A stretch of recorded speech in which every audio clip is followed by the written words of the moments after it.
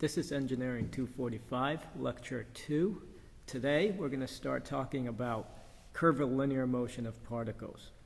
Now before we get into that, I want to work out a couple of example problems dealing with dependent motion for one-dimensional or rectilinear motion. So the first problem we're going to look at is 11.186 out of the 9th edition. I've gone ahead and drawn the figure right on here, okay? And we're going to start working through this problem. Keep in mind the important concepts that we talked about when it comes to solving these problems. One of the most important things is that the length of the rope, or if the case might be that there's more than one length of rope, each length of rope is constant, okay? And that's a very important property that we need to make use of here. Because what we want to do is write our equations in such a way that the right-hand side of those equations add up essentially to the length of the rope. Okay, and the other part of the important ideas that are required to solve these problems is the fact that the pulleys, okay, and you can see that there are 5 of them in this problem, their diameters are constant. And any pulley that hangs from the ceiling, okay, is pretty much fixed. Okay, it's not going to move up and down. However, there are going to be a few pulleys that can move up and down. All right, so out of the 5 pulleys in this problem, you can see that 2 of them are anchored from the ceiling. So those are fixed, and then the other 3 pulleys are going to be moving up and down. All right, so the way we're going to solve this problem, if you remember, is we start labeling all the critical points, okay? And we use lowercase letters. You could use whatever you want. You could use numbers if you want. And you start from one end of the rope and work your way towards the other end. The critical points are any point where the rope makes or loses contact with something, a pulley, a weight. Those are usually the 2 things. All right. So what do we notice about this problem that's a little different from the problems that we looked at as examples last week? If you take a close look at this problem, what you're going to notice is that there are 2 lengths of rope rather than 1. All right? And since we want to make use of the fact that each length of rope adds up basically to a constant, we need 2 sets of equations to work out this problem. So let me show you exactly how this is going to work.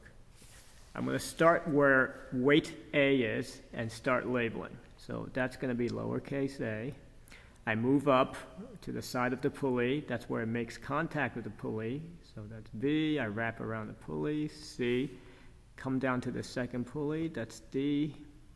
Wrap around, E. And then I end up right where this pulley is. Okay, that's the end of length 1 for these 2 ropes. Okay, I'm going to call that F. And then I'm now going to start with the second length of rope. So right up here where it anchors to the ceiling is G. It comes down to this pulley, that's H, wraps around, I, goes up to the pulley on top here, J, wraps around, K, comes down, L, wraps around, M, and then the very end of the rope is N. All right? So there's a very important thing about this pulley right here. I'm going to draw a box around it. And what's important about this pulley is we said that this pulley by itself is going to be moving up and down. There's no weight directly attached to this pulley. Right? It's different from this pulley and this pulley. Both of these pulleys are moving up and down, but they have weights directly attached to them. So the amount of movement in this pulley, right, is the same as the amount of movement in B. So all that's important here is how B moves. For this pulley, its motion is dependent on weight C. However, this first pulley that I put a box around, Okay? There's no weight directly attached to it, but it is moving up and down. So you need to kind of look at it as if it's its own weight. I'm going to call this weight D. Okay? And you'll see how that comes into the picture as we start working through the equations. All right, so let's start writing. Okay, what I'm going to do is write two sets of equations. I have rope 1, let's call it. Okay, and for here, I have basically weight A. I'm going to say y of A. Remember, I used the y coordinate since everything is moving vertically. And I'm going to measure everything positive going down. Okay, so that's positive y going downwards. So the position of A is equal to AB plus some constant, where the constant, of course, is the distance from the top of the ceiling to the middle of this pulley. Okay, and there's no other way of writing position of A because it's just attached to that one side of the rope. All right, then I move on to B. YB is equal to CD plus some constant, where the constant is the distance from the ceiling to this pulley, and then the distance from this pulley to where weight B is. Now, weight B has another side of the rope associated with it, right? That's that length EF. I need to make use of all the different segments, if you remember. I need to make use of A, B, C, D, and EF. We don't make use of B, C, and DE because those are basically half the circumference of those pulleys, which are constant. All right, so I got to write another expression for position of B. So YB is going to be equal to EF, right? But then that's not all of it. Okay, I need to go from F to the ceiling. So what is that? The distance from F to the ceiling is Y of D. Remember, we made that pulley its own weight. Okay, so YD, and then of course there's some constant. Right, and that constant in this case is just going to be from this pulley here, the center of this pulley here, to weight B. All right, so that's rope 1. And I am going to add up these equations. I'm going to get YA plus 2YB is equal to AB plus CD plus EF. What is that? That's the length of the rope minus BC and DE, which are constant anyway. So that's the length of the rope, which is constant. Okay, and then I have 3 constants, so that stays a constant. What that means is this is equal to YD plus some constant. All right? So that's an important equation that I get from the first length of rope. Now we go to rope 2. All right, so we start writing. Rope 2 starts at G, right? And what that's associated with is position of D. So I'm going to write YD is equal to GH plus a constant. And then D has another side of the rope to it, right? So YD is equal to IJ plus a constant. Next, we have weight C. So I get YC is equal to KL plus a constant. And finally, YC is equal to MN plus a constant. Okay, I add everything together. I'm going to get 2YD plus 2YC is equal to the length of the rope, essentially, because GH plus IJ plus KL plus MN is essentially the length of rope 2 minus HI, JK, and LM, which are constant anyway. So this whole side is a constant. Right? And that's another important equation. So I have one equation for rope 1 and one equation for rope 2. Now, how are they related? if you look at it, yd is what relates these two equations. And do we care about position of d? Not in this problem, right? What we care about is the positions of A, B, and C, because those are the three weights, right? Those are the three physical weights in this problem. So let me go to the next page. Let's relist those equations. We have ya plus 2yb equals yd plus a constant. Okay. So equation 1 is ya plus 2yb equals yd plus a constant. Then the second equation is 2yd plus 2yc is equal to a constant. Okay, 2yd plus 2yc is equal to a constant. Now, if you take this second equation, can we simplify that? Yeah, right? You divide through by 2, and you get yd plus yc is equal to a constant, because if you take that original constant, divide by 2, that's still a constant. All right, so what do we do with all of this? Well, now this second equation gives me a relationship between yd and yc. So yd is equal to a negative yc plus a constant. And what do you do with that? You substitute that right into that first equation. So what that gives us is ya plus 2yb is equal to negative yc. And then this constant plus that constant gives me just a new constant. Okay, and now we're just going to bring yc over. I get ya plus 2yb plus yc is equal to a constant. That's the equation that relates the positions of A, B, and C. How do I get the equation that relates velocities? I just differentiate this equation. Okay, so velocity of A plus twice velocity of B plus velocity of C is equal to 0, because the time derivative of a constant is 0. Then I differentiate again. That will give me the equation for acceleration. Acceleration of A plus twice acceleration of B plus acceleration of C is equal to 0. Okay? Now, a lot of problems that you encounter that deal with these weights and pulleys, they don't really give you exact positions. What they really ask you for is how much the weights are going to move, right? So they might ask something like, well, if A moves an inch and B moves 2 inches and they're moving in the opposite direction, how much does C move?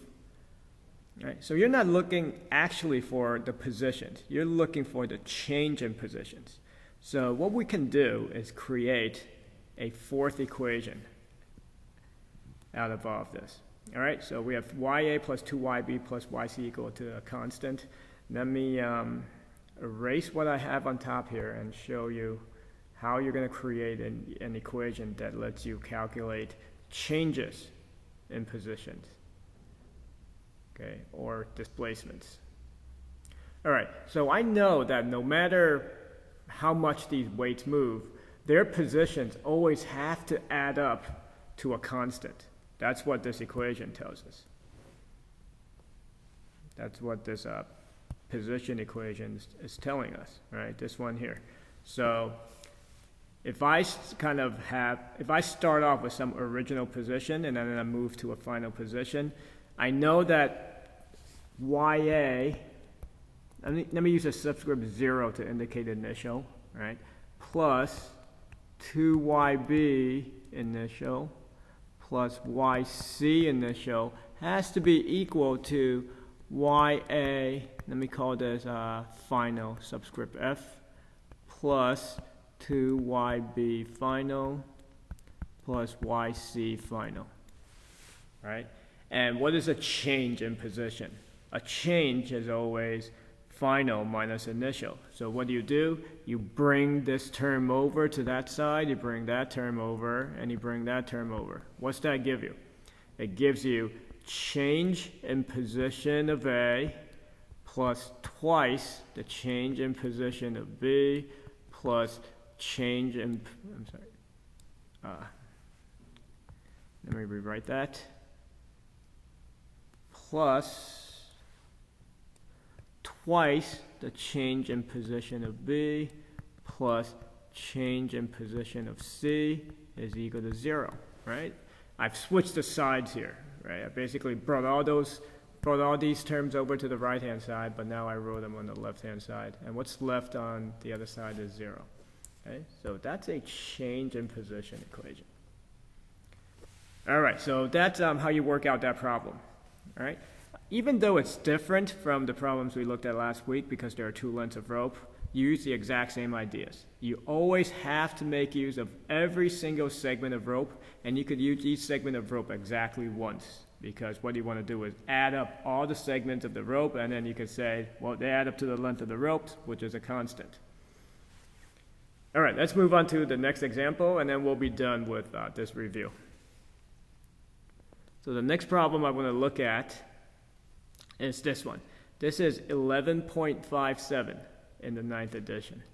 So take a look at this, okay? I'll give you a few seconds and see if you can come up with what's so different between this and the previous problems. The one we just did and then the simple ones we did last week.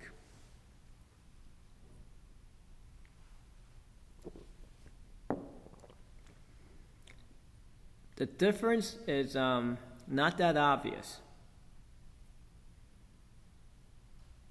Okay, so I'm not going to pause too long here. You could always pause the video and just take your time trying to determine what the difference is. So let me go ahead and give you the answer.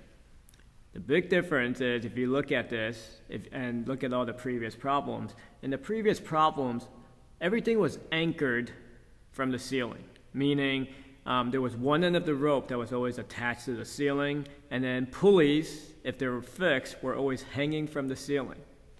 If you look at this problem, there's one pulley that's hanging from the ceiling, right? So you might think, okay, this is very similar to the previous problems. I'm just going to use the ceiling as my reference, and then I'll just measure positive y going down.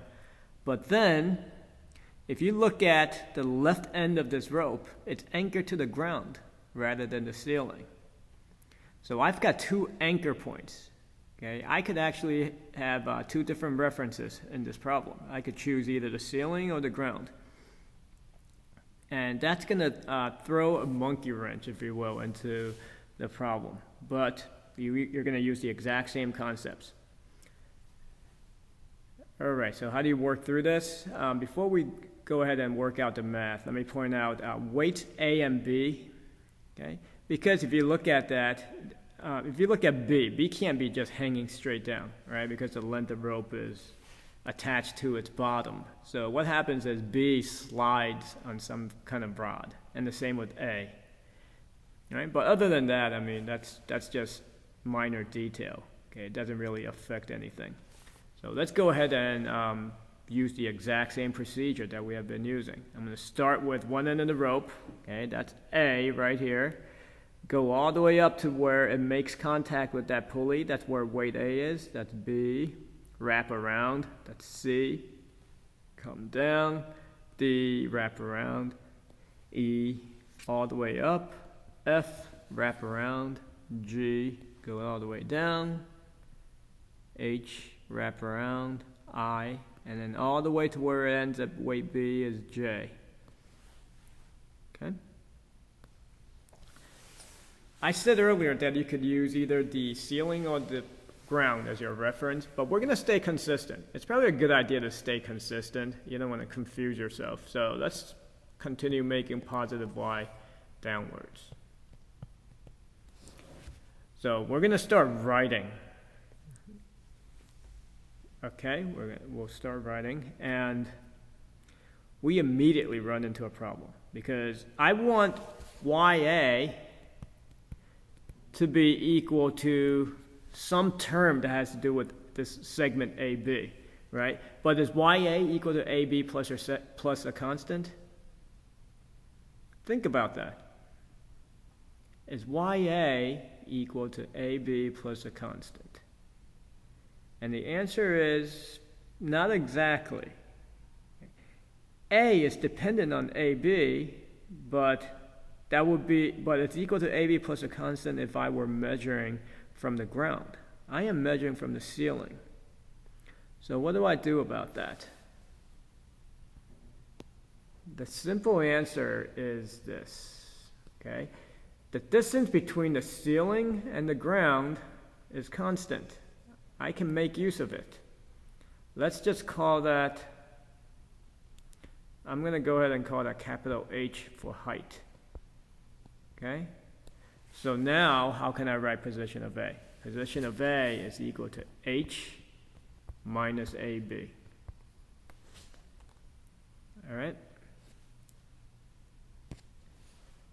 So that's how you deal with it. Okay, so the next thing is to try and make use of this segment CD, correct? So CD, does that affect weight A? The answer is yes. Does it affect weight C? The answer is yes as well. So it doesn't matter whether you want to use it for position of A or position of C. That's completely up to you. It's probably a little easier, I would think, to use it for C. Okay, it doesn't really matter, but let's use it for C, right? And what I can say is YC, can I say this? Can I say YC is equal to CD plus a constant? Think about that again. No, right? Because if it was plus a constant, what constant are you looking at? You're looking at the distance from the ceiling to where point C is. That's not a constant. That's changing. What is that distance?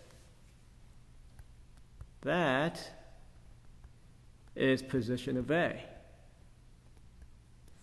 Okay? So that's how you get position of C. So if you were using the alternative to this equation, right, I said is you could relate CD to position of A. It would be to say YA is equal to, basically you have the height, right? So you have H, then you have to subtract out position of C. Okay, that gives you C to the ceiling. Okay, but then you also have to subtract out CD. And then of course there's a constant in there. Right? So either way, you don't have to, we're not going to look at it this way. Right? We looked at it in terms of YC. All right, so let's move on. The next segment is EF. That obviously affects position of C. So I can say position of C is equal to EF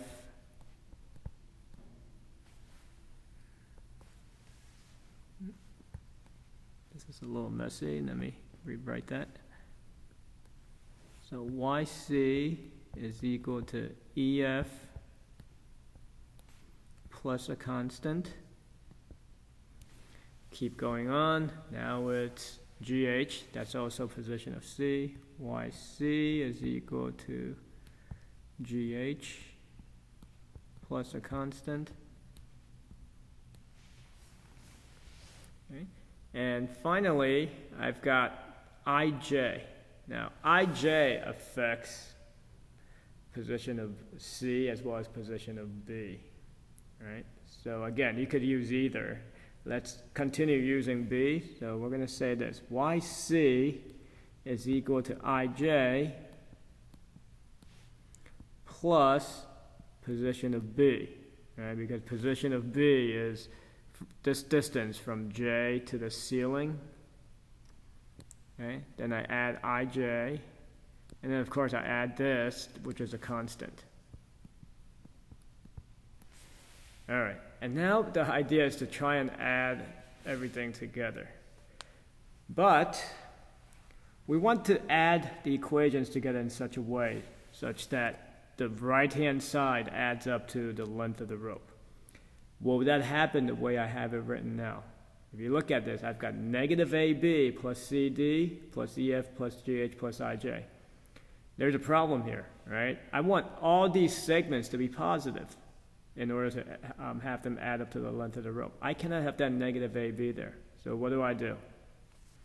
I just multiplied this top equation by a -1. Okay, so I get negative. Doesn't matter, this value h actually doesn't.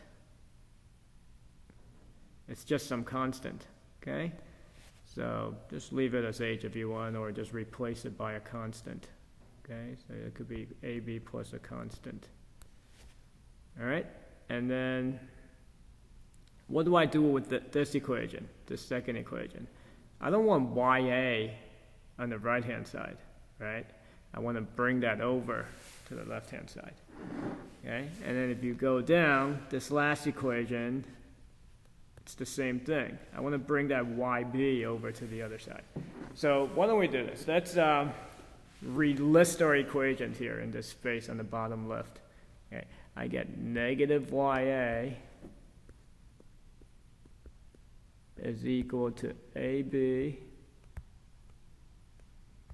plus a constant.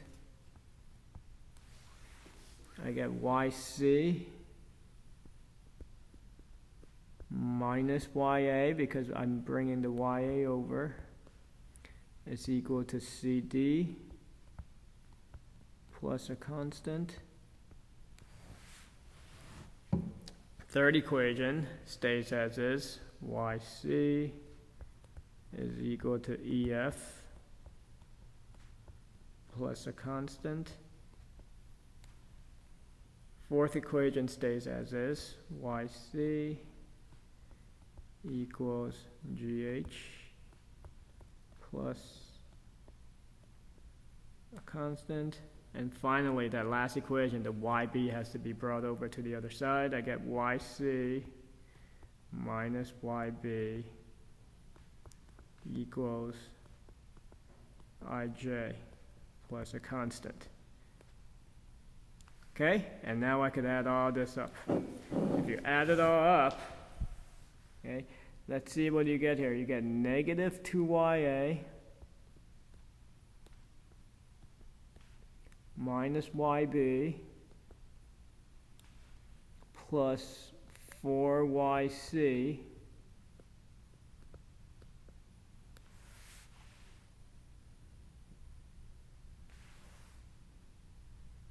okay, is equal to a constant. And then of course it's very easy to get the velocity and acceleration equations once you have that. Right? Okay, plus a constant. And there you have it. All right, so make sure you understand these two examples. These are probably as difficult as these types of pulley problems get. So if you could work out these two problems on your own, then you should be in pretty good shape. If you have any questions on this, feel free to email me or wait for me to get back.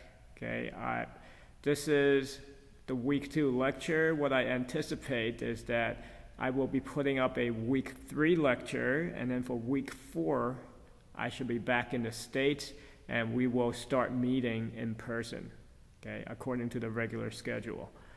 Look for announcements, okay, because I can't guarantee anything at this point. I'll know much better how things will work out the closer we get to week 4. All right, so let me get rid of all of this.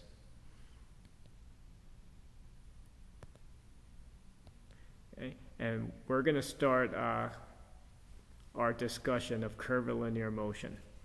So I am going to bring up my slides.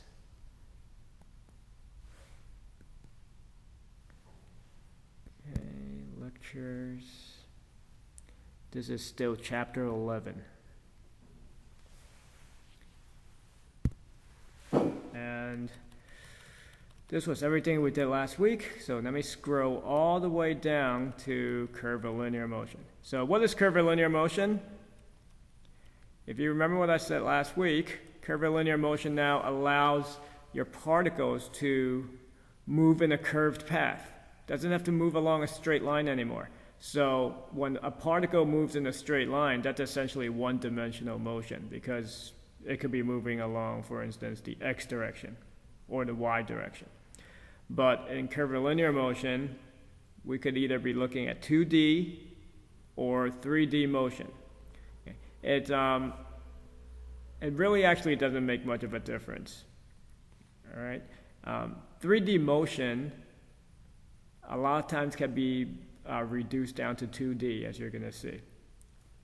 All right, so the way we're going to handle curvilinear motion is we're going to look at 3 different coordinate systems that are used when we're dealing with curvilinear motion and kinematics, or trying to come up with expressions for positions, velocities, accelerations. The first coordinate system is, of course, the Cartesian coordinate system. So in the most general case, you're going to have x, y, and z components of motion. The second type of a coordinate system is referred to as the normal tangential coordinate system. In that system, there's really no way of getting a position. So you would use that coordinate system if you didn't care about position. If you only cared about velocities and accelerations, then you could go ahead and use that coordinate system. Okay, the last type of coordinate system is what we call the radio or radio transverse system. And you probably know it in another term, right? It's sometimes referred to as the polar coordinate system. And that's a very specialized type of coordinate system. We use that whenever you have rotation about a fixed point or a fixed axis. All right? So I'm not talking about purely circular motion. It doesn't have to be circular motion. You could imagine swinging a ball around on a string, right? That ball would trace out a perfectly circular motion. But what if you now replace that spring with an elastic cord? When you swing that ball around, that cord could stretch and contract. So the ball doesn't have to be following a circular motion, right? It's still rotating about your fingers, about the point that's where you're gripping that string, but the path it traces out is not circular. It could be a spiral, it could essentially be anything. It could be elliptical, right? It could pretty much be anything. So these are the 3 types of coordinate systems. We're going to take them in order, starting with the Cartesian coordinate system.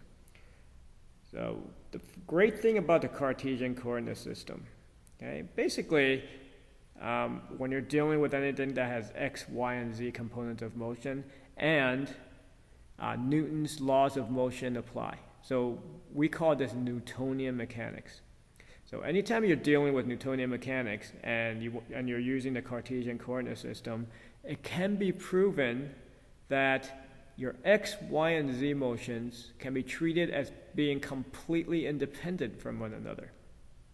So that's a very nice thing. It's actually a very powerful property, because what that means is you could basically simply look only at the x direction, only look at the x motion, meaning you could just disregard what's happening in the y and z directions. You just look at displacements in the x direction. You look only at velocities in the x direction and only at accelerations in the x direction.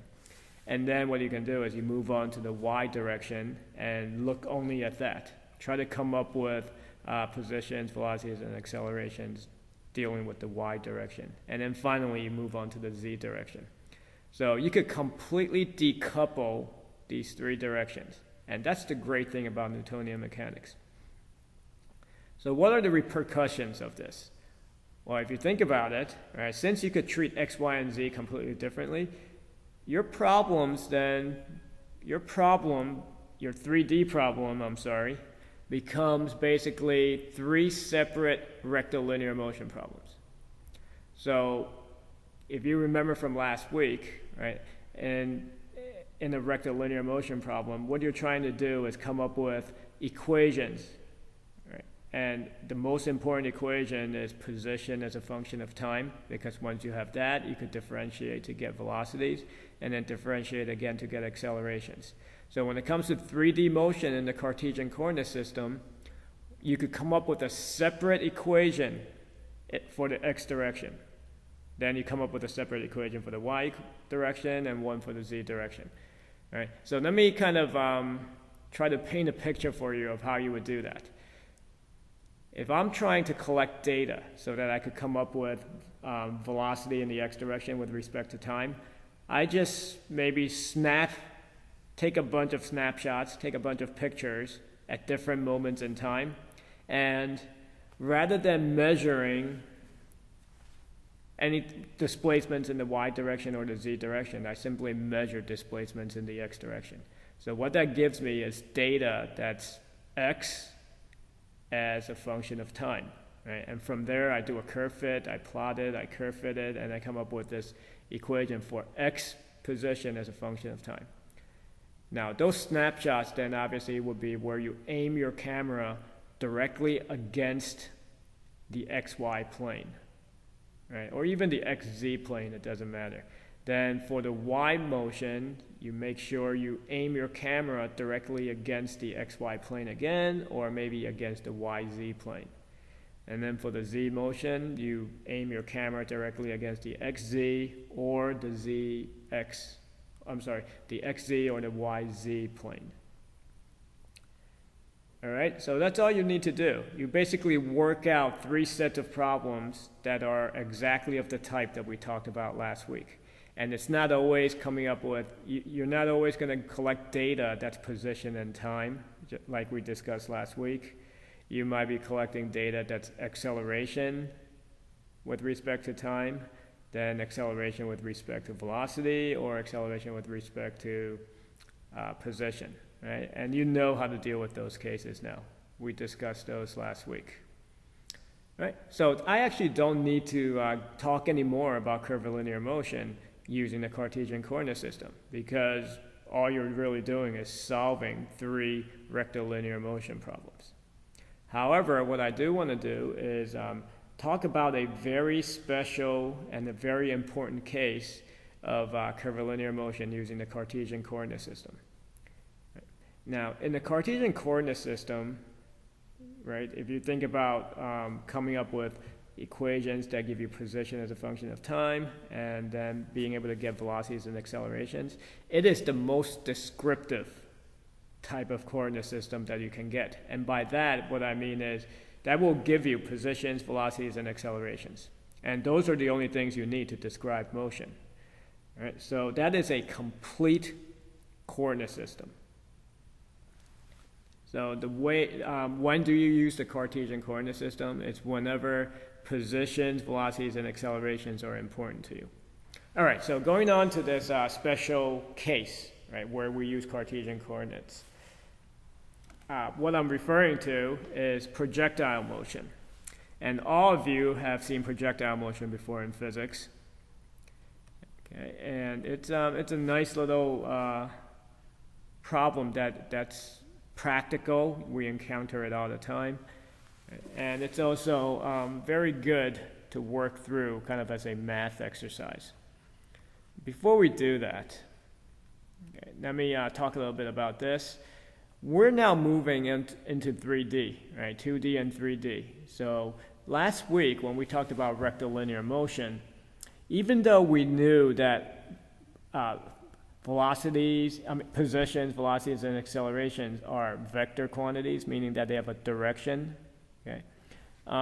We didn't really have to treat them as pure vectors. We were able to simply use positive and negative signs to indicate our directions, correct? When we had a positive position, we just knew that it meant we were, for instance, to the right of the origin, or above the origin, right? Or in front of the origin. When it was negative, we're either to the left of the origin, below the origin, or behind the origin. If we had a positive velocity, it means we're moving in the positive x direction, or the y direction, or the z direction. If you had a negative velocity, it means you were moving towards the negative direction. Now, acceleration is a little harder, right, because there are more possibilities. But again, the positive and negative signs kind of give you enough detail to tell you what's going on. When it comes to 2D and 3D motion, you can't use just positive and negative signs anymore. Okay? What we do is we use vector quantities. And the way you do that, okay, in the Cartesian coordinate system is, if you remember from statics or from vector calculus, you define unit vectors in the x, y, and z directions. We call those I, j, and k, and then you simply base everything on that. All right, so I'm not going to get too much more into that.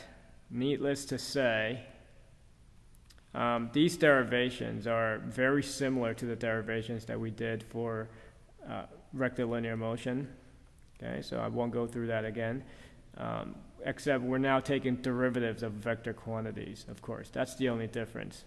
Okay, but this is what I mean then by expressing all our quantities as vectors in terms of our standard unit vectors. So my position vector is some x coordinate times the I unit vector plus the y coordinate times the j unit vector, and then plus the z coordinate times the k unit vector. Velocity is dx dt times the I unit vector plus dy dt times the j unit vector plus dz dt times the k unit vector. We use this dot notation sometimes. I'm sure a lot of you have seen this already. All right, so if you put x with a dot on top of it, that denotes time derivative. So x with one dot is dx dt. Right? And then of course we use v for velocity. So you can refer to your velocity in the x direction as v sub x, and then v sub y and v sub z are your other two velocities. Acceleration is the second derivative of x, y, and z with respect to time. So now it's x with two dots, x double dot, we say, and y double dot, and z double dot. And our symbol for acceleration is a, lowercase a, with subscripts x, y, and z. And so this should be a review for everybody. This is just vector notation. All right, so moving on to projectile motion. All right.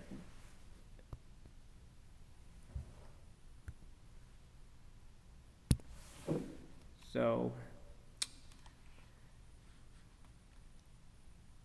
in projectile motion, if you think about it, a projectile motion, just to review for those of you that might have forgotten, is anytime you launch an object, right, by simply throwing it, firing it, kicking it, right, and then you just let it fly, let it go, okay, meaning there are no other forces acting on it other than the force that you use to launch it, and then once you launch it, that force that's used to launch it is gone.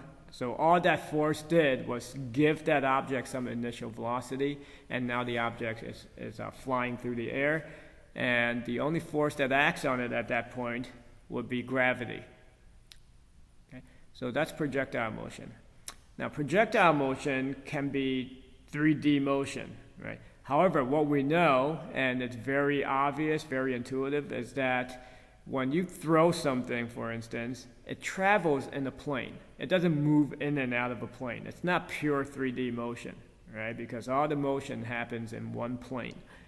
So what happens is, rather than treating it as 3D motion, you can rotate your coordinate system in such a way that the plane of the motion happens to be your x and y plane, right? Your xy plane. And that's what we usually do. In that way, you could treat projectile motion always as a two-dimensional problem. Okay? It's going to be motion in the x and y directions. So you don't have to worry about z. Right? And all that means is, since we're using the Cartesian coordinate system, right, with x and y components, and I had said that these are two completely independent directions, all we need to do is come up with separate equations for the x direction and the y direction. So there is a proof, right, to show that this is indeed allowable, meaning that the motion in the x and y directions are indeed completely independent from each other. And that proof is this, shown in this slide here. Okay? In fact, let me use another analogy here. So if you want to throw a ball through the air, okay, with some velocity, let's say you want to throw it through the air so that it's moving in the x direction with 20 miles an hour. There are two ways of accomplishing that. You could stand still and then throw that ball at an angle, right, such that the x component of that velocity is 20 miles an hour, and then you could watch that ball basically fly through a parabolic path.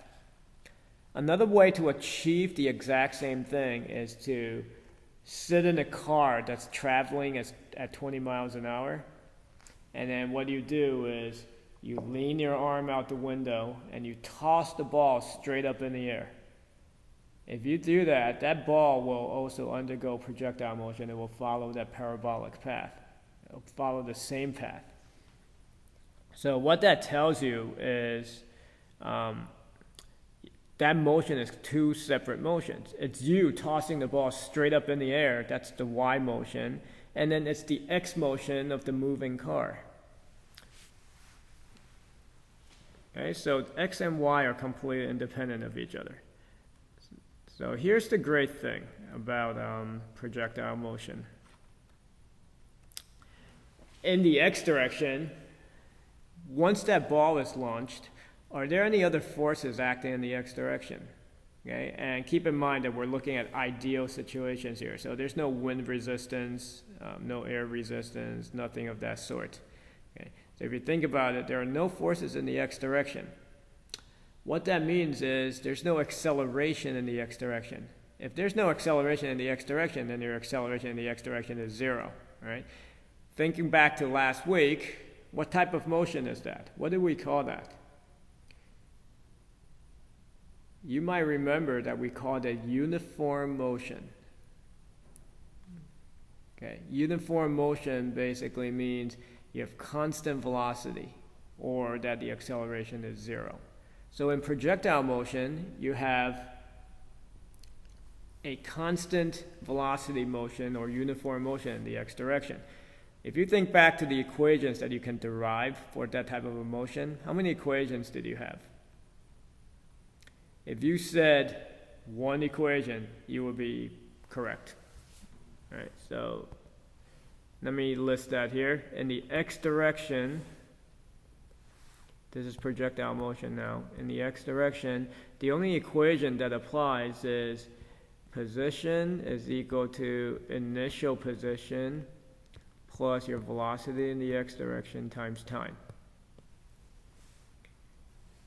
If you go into the y direction, what type of motion do you have now?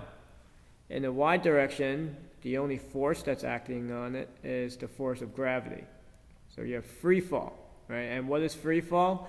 It's motion where you have an acceleration that's equal to the acceleration due to gravity, which is your 9.81 or 32.2 meters per second squared or feet per second squared, respectively.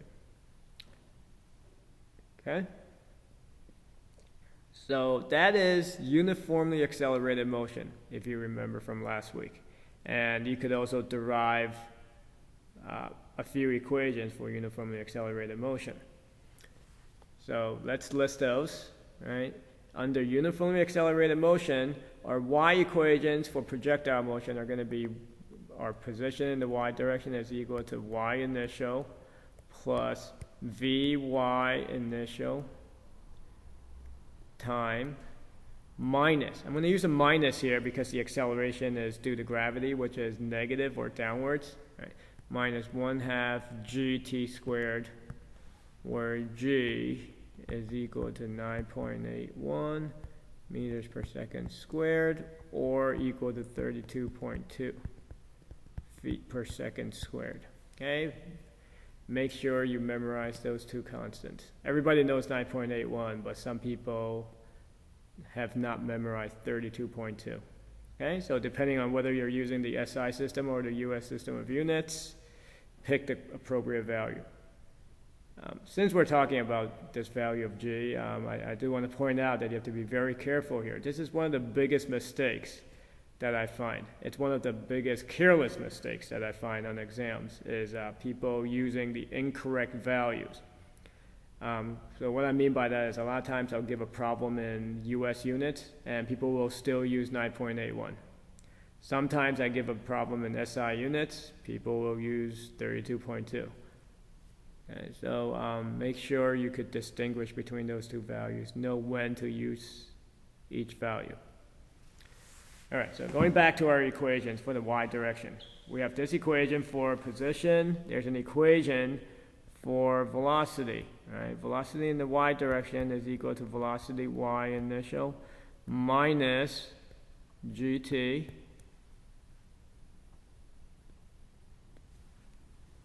okay? And then if you remember, by combining our definition for acceleration and velocity, we could come up with one more equation, and that's that velocity in the y direction squared is equal to velocity in the y direction initial squared minus 2g delta y. All right, so these are our equations that are available to us for the y direction. All right, and once you have all of this, then basically you could solve pretty much any projectile motion problem. So what we're going to do is we are going to look at the 3 different types of projectile motion problems that you could encounter. The first one, okay, we'll start off with the simplest case.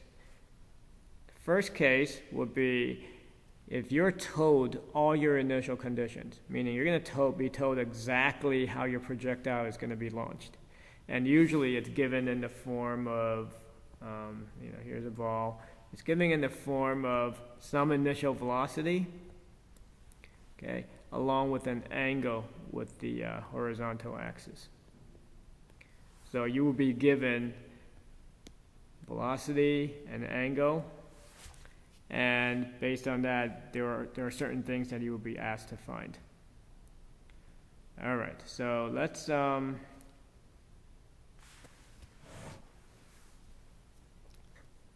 go ahead and take a look at one of these examples. And I'll just go ahead and make something up here. Okay, so let's say I've got something that's on the top of a hill. Maybe it's 500 meters up. Okay, let's do the SI system here. I have something that's 500 meters up, and I'm going to launch it at 100 meters per second at an angle of 30 degrees with the horizontal. Okay. And what we know is that this thing is going to follow a parabolic path and then fall, hit the ground. Okay. So you notice what I did here? I placed this projectile on the top of a hill, and I'm just firing it so that it lands somewhere below where it started.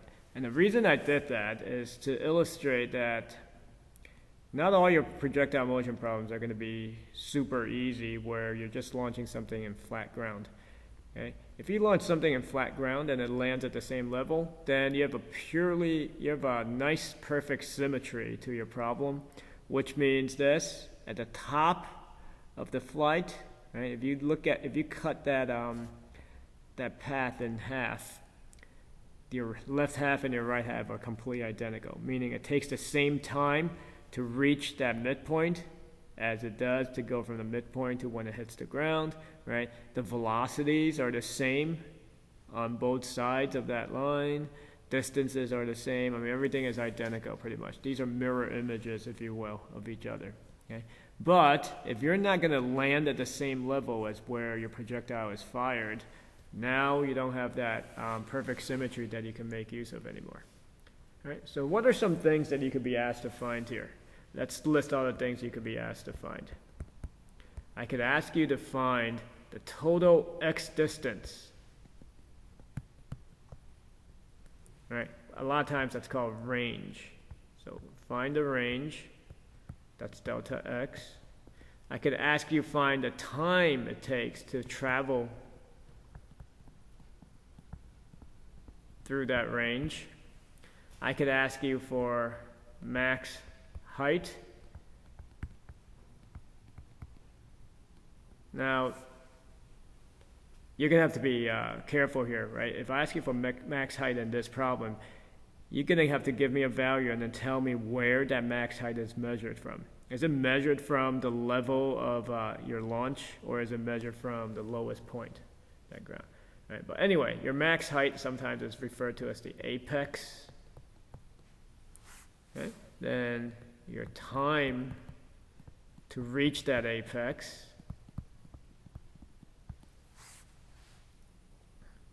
Okay, what else? I guess one other thing I could ask you to find is velocity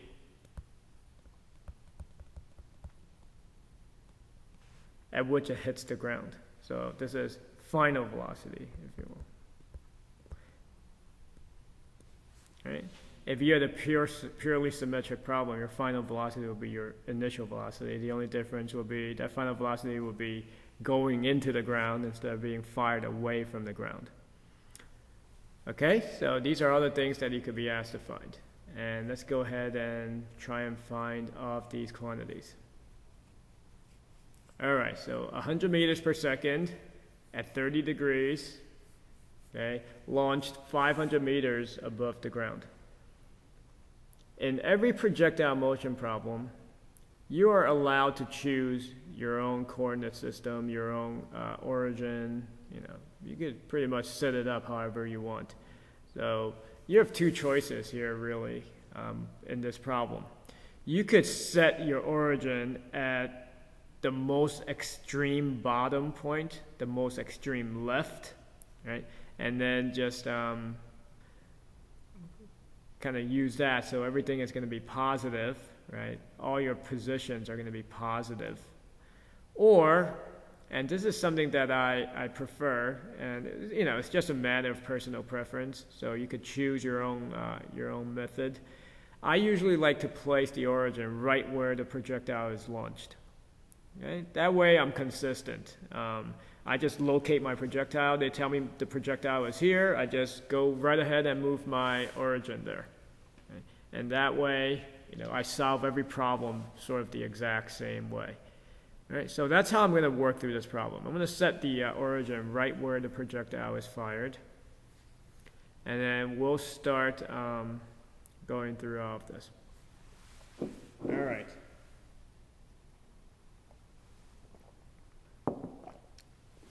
So let's first look at range and time to range.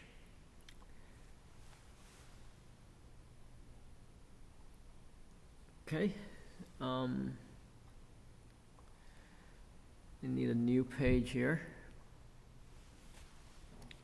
So some important properties that you need to make use of when you're solving a projectile motion problem. If you're trying to find the range or the time to range, okay, basically you're looking at the very end of your flight, of the flight of your projectile. So our projectile was here, all right, it's launched. I'm looking at this point here, where it ends. Okay. What information do I have? What information can I make use of? Okay, knowing that it's landing right there. Well, the one thing that I know is that that position is 500 meters below where I started. Okay. So I know my final Y position, and that's what you want to. That's how you want to approach these problems, right? Is you have to think of all the things that you know. In this problem, what I know is I know my initial velocity, I know my initial position, and I know my final Y position. So if I look at it in terms of that, I'm going to think, okay, I know my final Y position. What equation does that allow me to use? Right. That allows me to use this equation. Y is equal to Y initial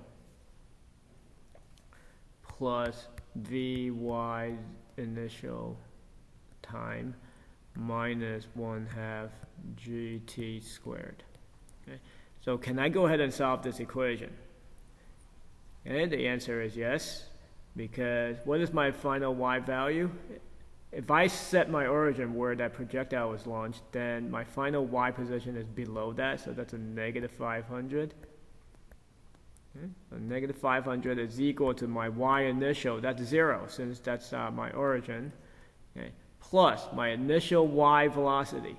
It was 50 meters per second at an angle of 30 degrees with the horizontal. Okay. So 50 meters per second, and then that's 30 degrees, and you know this breaks down into x and y components. Right, so just use your trigonometry. This is 50 sine 30 times time minus 1/2 g is 9.81 t squared. So what do you have here? This is a quadratic equation in terms of time, t. So you could go ahead and solve it. Use your calculator. You could apply a quadratic formula. However you want to solve this, you're going to get two roots for time. Usually one is going to be negative, one is going to be positive, right? And we obviously just throw out that negative value. So that will give us time. That's our time to range. This is time to range. Once you have the time to range, what do you do with that? Remember what else we're trying to find, right? That's related to this. We're trying to find the actual range itself. That's our x equation. So can I use this to find my range now? If you say yes, you would be correct. I'm going to use my x equation. X is equal to x initial plus vx times time. Notice I don't put vx initial because the x velocity is constant. There's no initial or final or anything. It's the same throughout this whole motion. Okay, so velocity in the x direction times t. And then there's no acceleration in x. So this is the equation. I get x is equal to 0, again, because I placed my origin right where the projectile is launched, plus velocity in the x direction is 50 cosine 30 degrees times the time, and now I just plug this time right into there. That will give me my range. Okay? Let me add a page. How do I find my apex and the time it takes to get to that apex? So we need to make use of something else. Let me redraw that figure. There's the projectile. It's going to launch. Okay? So the apex is right here. The apex is the very top of my flight. And since the y motion is essentially just free fall, I toss the ball up and it falls down. All right, that's essentially the y motion. What happens at the very top? Well, in order for it to reverse direction, right, it's now reached the max y direction, now it's got to head down. We know that it's got to stop before it can start coming down. So at the apex,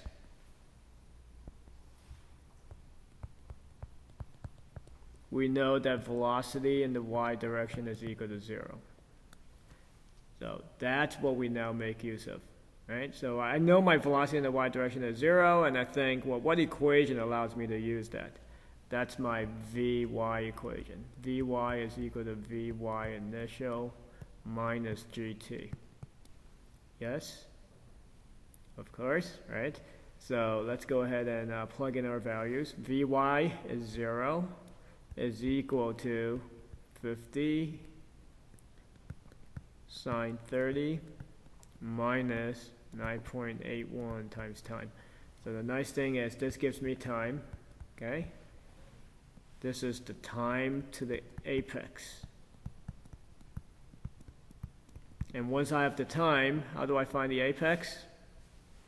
Of course, y is equal to y initial plus vy initial t minus 1/2 gt squared, right?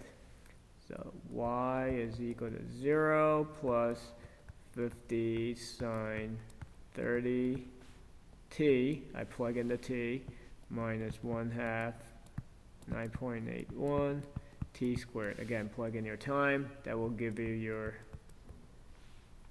apex.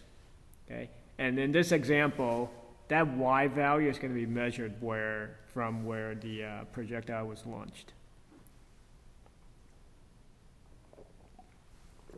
All right, so this is probably the most common type of a projectile motion problem. It's basically one where everything is given to you, all your initial conditions and your initial positions, and then you're just being asked to find, basically where it lands, how long it takes it to travel that distance, right? What's the max height that it reaches? How much time it takes to get there? And those would be the things that you would solve for. All right, how about the next type of projectile motion problem?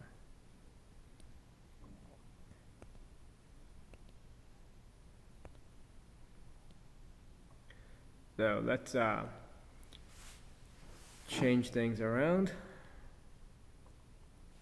So I'm going to go ahead and use more or less the same problem, but change a few things. So I'm going to launch 500 meters up again. I'm going to launch at 30 degrees. But now I don't know what speed I'm going to launch at, okay? However, what I do know is I want this to land, let's say, 2,000 meters away. So this will be basically target practice, okay? I want my projectile to land at some specific location, and I know what angle I want to fire at. I just need to know how fast I should launch it at. All right, so how do you go about this type of a problem here? All right, so what do I know now? If you take a look at this problem, what are the things that you know? You don't know all of your initial conditions anymore. What you know is your initial position, but you now do not know your initial velocity. Okay? What you do know now is your exact final position. I know my final X position would be 2,000 meters. I know my final Y position is negative 500 meters. Okay, so let's make use of those. You want to make use of all these things that you know. Okay, so as far as X is concerned, I know X is equal to X initial plus Vxt, okay, because it's constant velocity. So putting in what I know, I have 2,000 equals 0 plus V initial, V sub naught, that's unknown, cosine 30t. As far as the y direction is concerned, I get y is equal to y initial plus vy initial t minus 1/2 gt squared. Okay, so that's negative 500 equals 0 plus v initial sine 30t minus 1/2 times 9.81 t squared.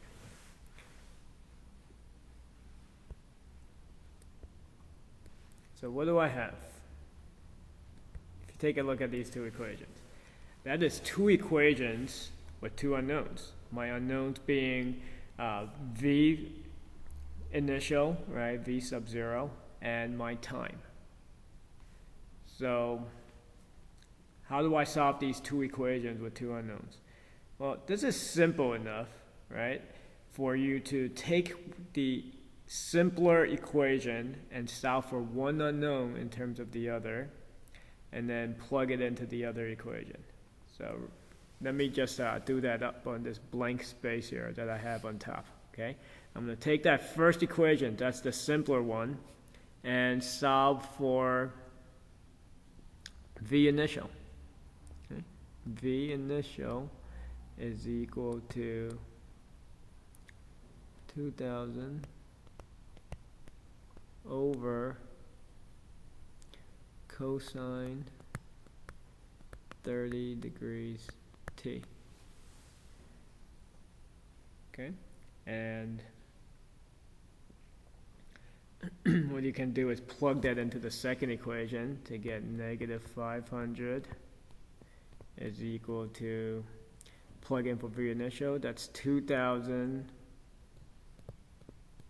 over cosine 30 degrees times time times sine 30 degrees time minus 1/2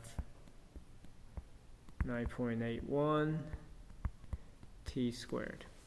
Okay, so I get some simplification here. This is negative 500, right? Sine 30t divided by cosine 30t. The t's cancel out, right? And what's sine divided by cosine?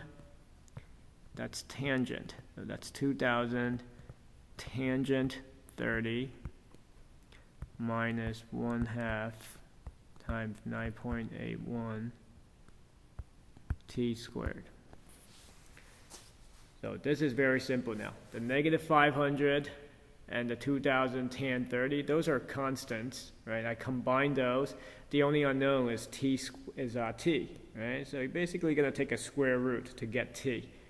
Once you get time it takes to reach the that distance of 2,000 meters, then what do you do with that? You can simply plug in your time back in here, right? And once you plug in time, the only unknown is your initial velocity, and you could go ahead and find it. All right? Now, what else could you be asked to find a problem like this? Well, once you have the time and once you have your initial velocity, now you have a situation that's very similar to the first example. Okay, so you could go on to find apex, right, and the time it takes to reach that apex. Okay, so hopefully that made sense to everyone. And we'll go on to the last example. So what do you think the last type of projectile motion problem would be?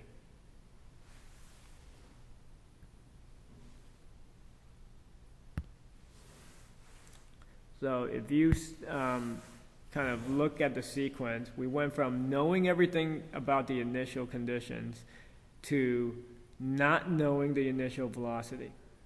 Where do you think, what's the only thing that's left? It's basically not knowing the initial angle. Okay, so this is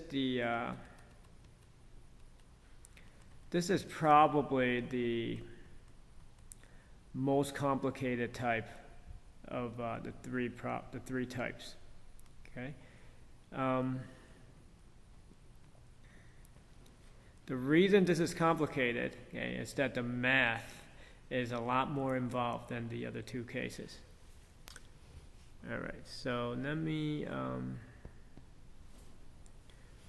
go ahead and show you exactly what I mean. Let's use the same example. Okay. I have to be very careful here in this last case, because it's possible for this last case to come up with a scenario that actually has no solution. Right? So here's the situation. I have a projectile. Okay? I know it's going to be fired at 100 meters per second. I know this started off at 500 meters above the ground. I know it's going to land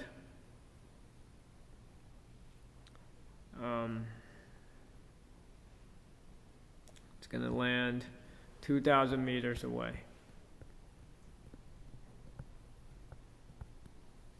Okay? And the reason I said that I have to be careful in coming up with a problem like this is if I choose that 2,000 meter distance incorrectly, it could end up being a situation where it's just impossible, right, for me to find an answer. For instance, right, if I made that distance too large, then I could launch at 100 meters per second, but no matter what angle I launch at, it's impossible for that projectile to travel that far. Okay, so hopefully 2,000 seems reasonable to me. So hopefully this does have a solution, and what I want to do is illustrate the method here. Okay, so our unknown is this angle theta. Okay, so let's go ahead and try and figure this one out. This problem is very similar to, probably this is especially true of like the old days of firearms, of firing cannons. In fact, let's use the firing a cannon as an example, right? So if you were firing a cannon and you're shooting and aiming that cannon at some target, what you know about your cannon is how fast that cannonball comes shooting out of the barrel at. So you know your initial velocity, okay?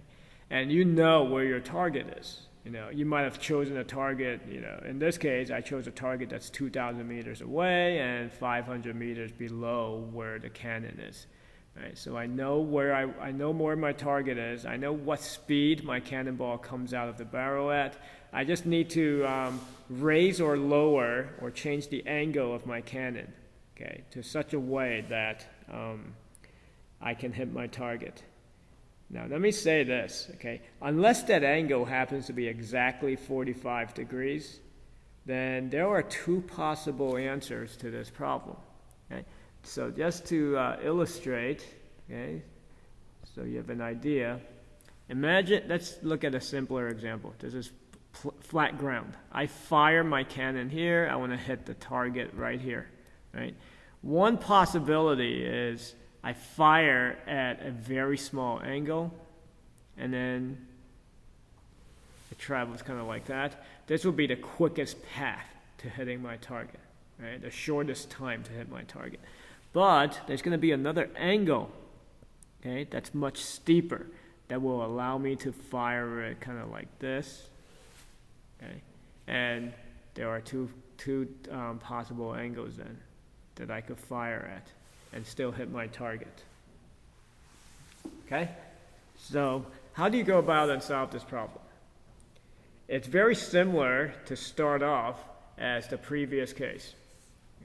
So what I mean by that is I know my final position, right? So I'm just going to go ahead and use my x and y equations again. X is equal to x initial plus vx initial, no initial, I'm sorry, plus vx t. Okay, plug in what I know. 2,000 is equal to 0 plus, this is v naught, I'm sorry. I now know v naught, right? It's 100 plus 100 cosine theta. That theta is now my unknown times time. Okay, then I have y is equal to y initial plus vy initial t minus 1/2 gt squared. Okay, so plug in what you know. This is negative negative 500 is equal to 0 plus 100 sine theta t minus 1/2 9.81 t squared. So again, this is two equations with two unknowns, right? The unknowns now are time and theta.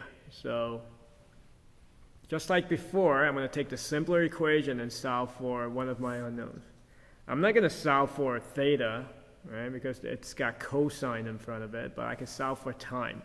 Time is equal to 2,000 divided by 100, right?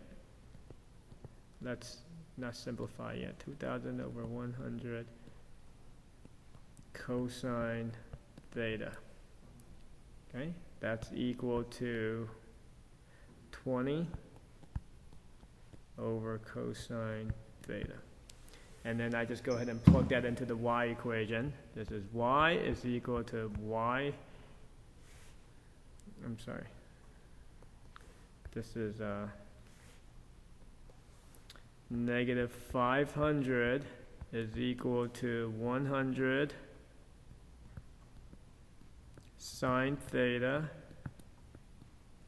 times 20 over cosine theta minus 1/2 9.81 20 over cosine theta squared. Okay, so now we can simplify. This is negative 500 plus, right? Let me correct that mistake. It's negative 500 is equal to 2,000 sine over cosine is tangent, tan theta, minus half of 9.81, so I think let's go ahead and work that out. So it's 20 squared, right, which is 400, times 9.81 over 2. So that's 9.81 times 200, right? 9.81 times 200 is what? Let me pull up the calculator here.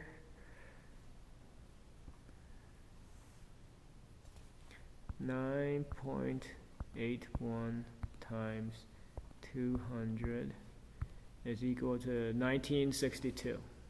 Okay, so 1962 over cosine squared theta.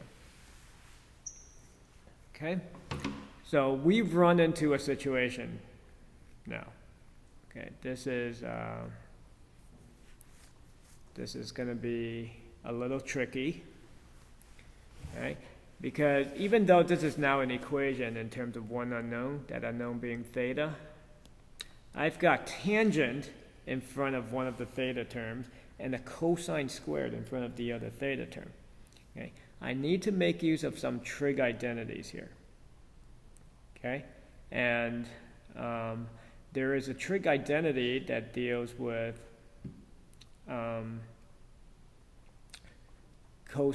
basically tangents and, well, if you take that 1 over cosine squared theta term, okay, that could be replaced with a trig identity. Okay, so let me get rid of all of this, right? You don't need this anymore.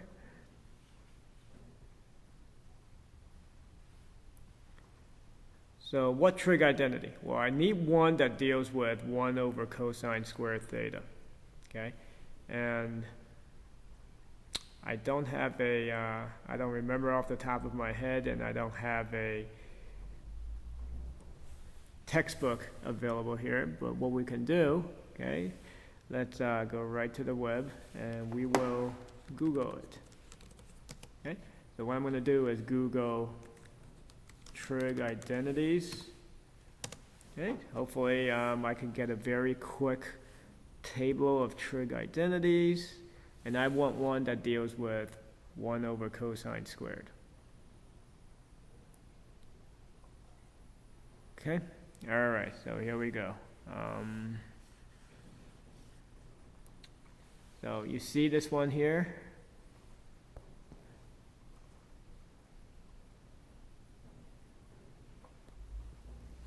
Right? And this here. Secant theta is 1 over cosine theta. So we had basically, we had 1962 over cosine squared theta, right? So 1962 over cosine squared theta is cosine theta squared, right? So that's 1962 times secant squared theta, because 1 over cosine is secant, right? So 1 over cosine squared is secant squared, okay? So this could be rewritten as negative 500 is equal to 2000 tan theta minus 1962 secant squared theta. Okay, everybody see that? Now, what do I do with that secant squared theta? You see this bottom identity? 1 plus tangent squared is equal to secant squared. Okay, so secant squared is equal to 1 plus tangent squared theta. All right. So look what happens to this equation. I get negative 500 is equal to 2000 tan theta minus 1962 minus 1962 tangent squared theta. Okay? Bring that 1962 over to the right-hand side, right? That gives you 1462 is equal to 2000 tan theta minus 1962 tan squared theta. What type of equation is this? That's a quadratic in terms of tangent, okay? So you could solve it, solve that quadratic equation as is, right? But if you want to keep yourself from being confused, what you can do is set up a substitution for yourself, right? So let's use some new symbol. Let's just say b, tangent theta, right, is equal to b. Then I could say 1462 is equal to 2000 b minus 1962 b squared. Okay, and now I solve for b. B is going to give me 2 roots, right? But those 2 roots are what? Actually tangent of theta. So now I take inverse tangent of those 2 roots, right? And that will give me 2 values for theta. Okay, everybody get the picture? And those 2 values are the 2 angles that I was referring to earlier, right? I said unless that angle happens to be exactly 45 degrees, you're going to get 2 possible angles for an answer. Okay? So this is the last case. And the reason it's most difficult, again, is because you don't have this direct variable that you're solving for. Okay? You actually have a trig variable, and you have to make use of a trig identity. Okay, so that's the last case of a projectile motion problem. So make sure you know how to handle all 3 cases, because I could possibly test you on any of these 3 cases. Okay, so let's go ahead and get rid of that. And go back to my slides, because we are ready to move on.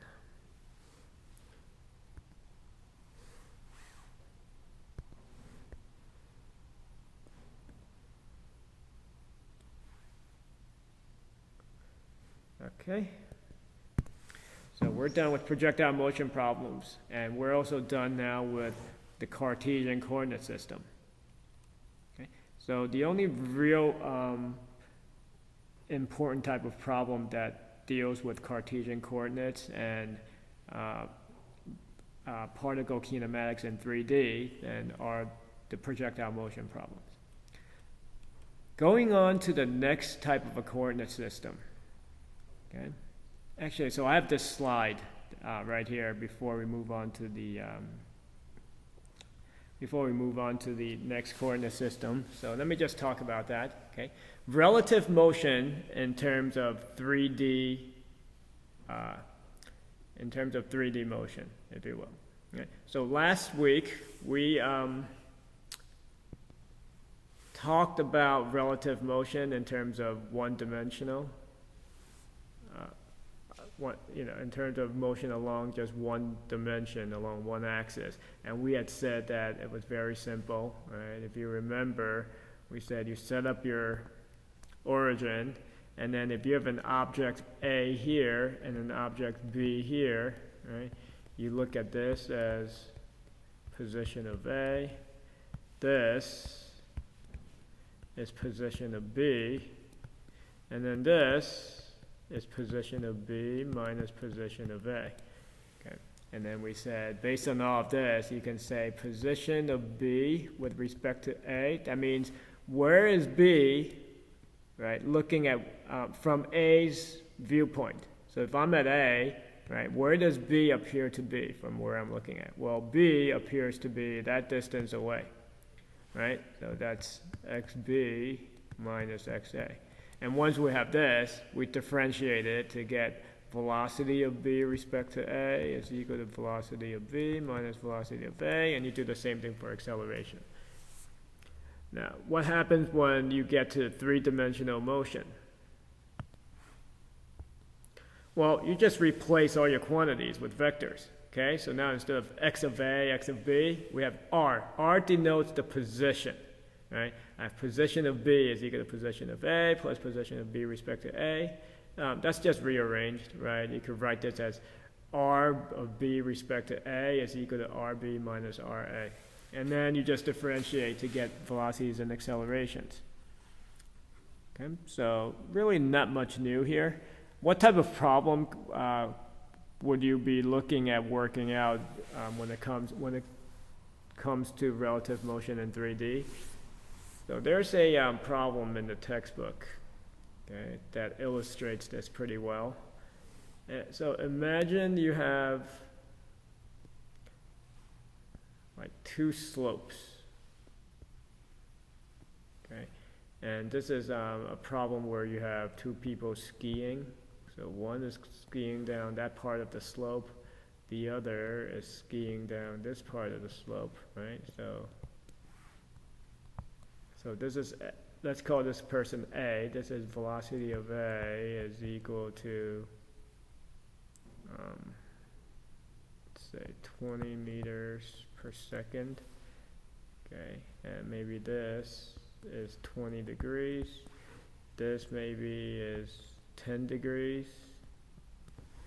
and person B is going down at 10 meters per second, right? And the question is going to be find velocity of B respect to A, right? So how would you do that? Well, from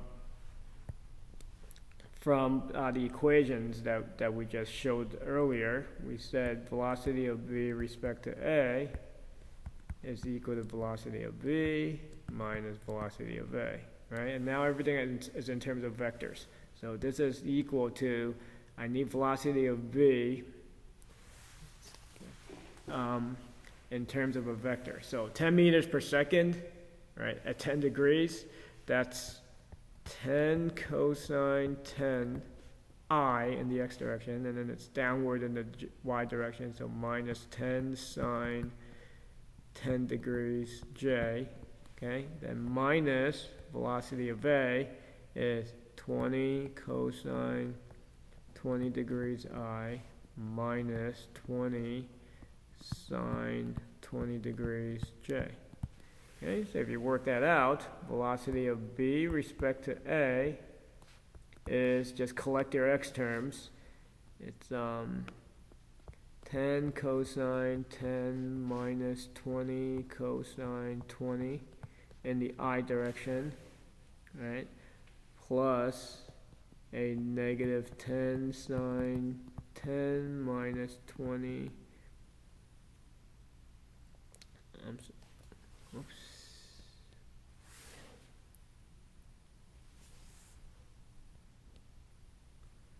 What happened there? Okay, there we go. Okay, so plus a negative and a positive 20 sine 20.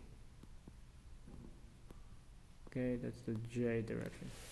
All right, so it's really simple, right? It's basically just adding vectors together. And if you go and review your vector algebra, that should be no problem. Okay, so that's it as far as relative motion in 3D. All right, so let's go back to the normal tangential coordinate system. So the normal tangential coordinate system, okay, is a rather unique coordinate system in that there's really no fixed origin in the normal tangential coordinate system. And if there is no fixed origin, then I can't really measure positions, right? Because positions always have to be measured from some reference.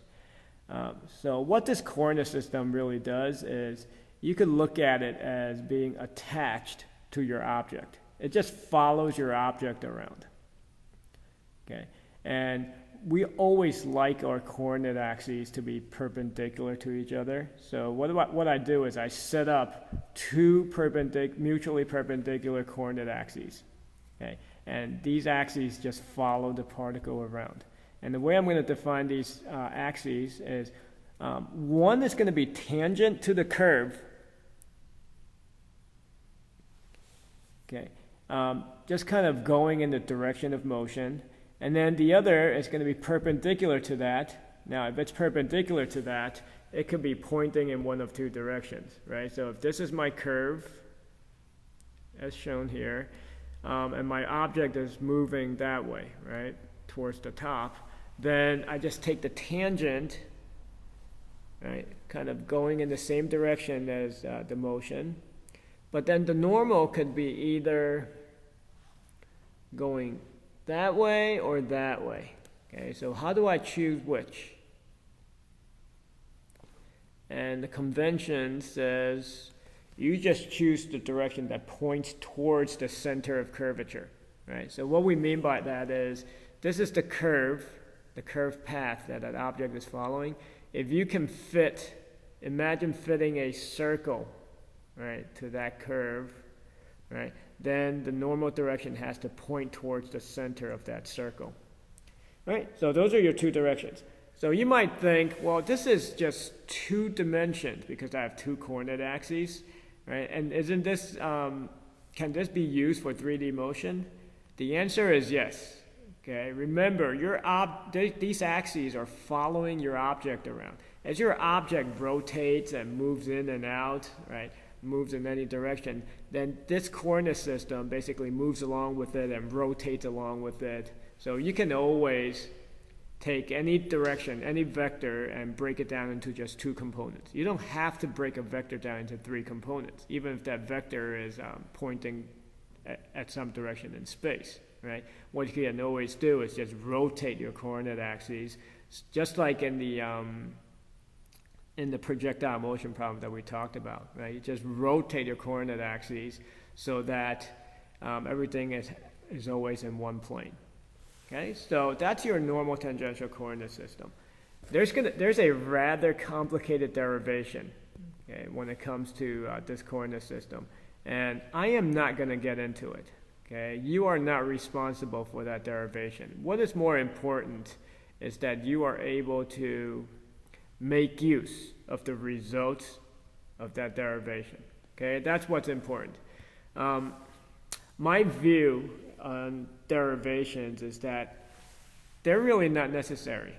Okay, they might be helpful for some people in understanding some of the background and maybe making you a little more comfortable about applying these equations.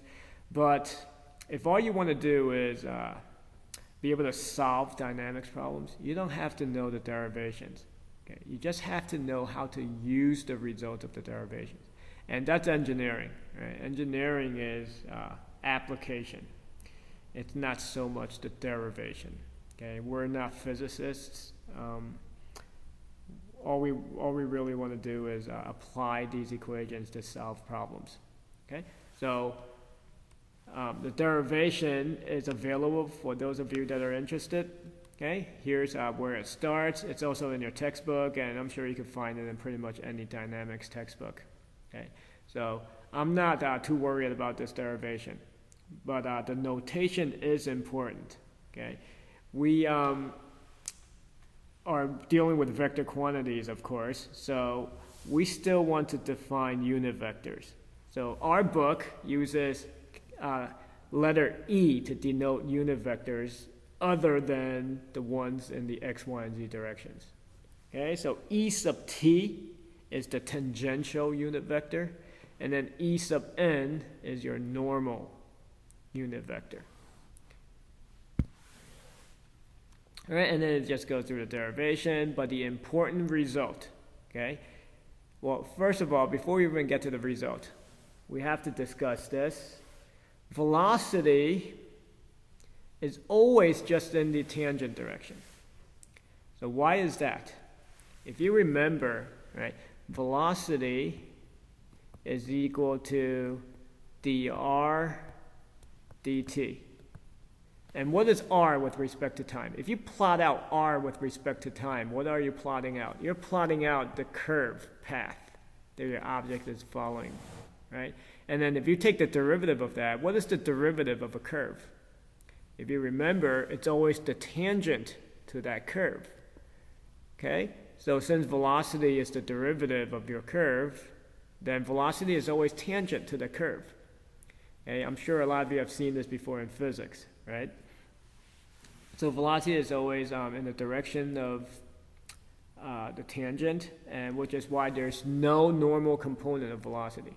So velocity is always equal to just the speed, if you will, the magnitude of that velocity times the tangential unit vector. You might ask, right, how we're going to come up with this. How do I determine velocity? If I'm using the normal tangential coordinate system, how am I going to come up with velocity? And there's no simple answer to this, right? Or there's no clear answer to this. All I can say is you would need, sometimes you would need, say, a speedometer attached to your object, right?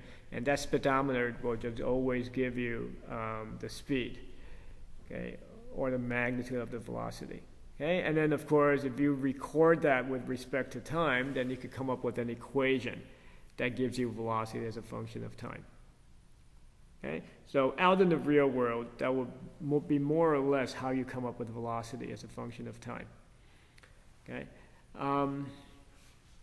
Now, as far as acceleration is concerned, okay, in the tangential direction, acceleration now has both tangential and normal components.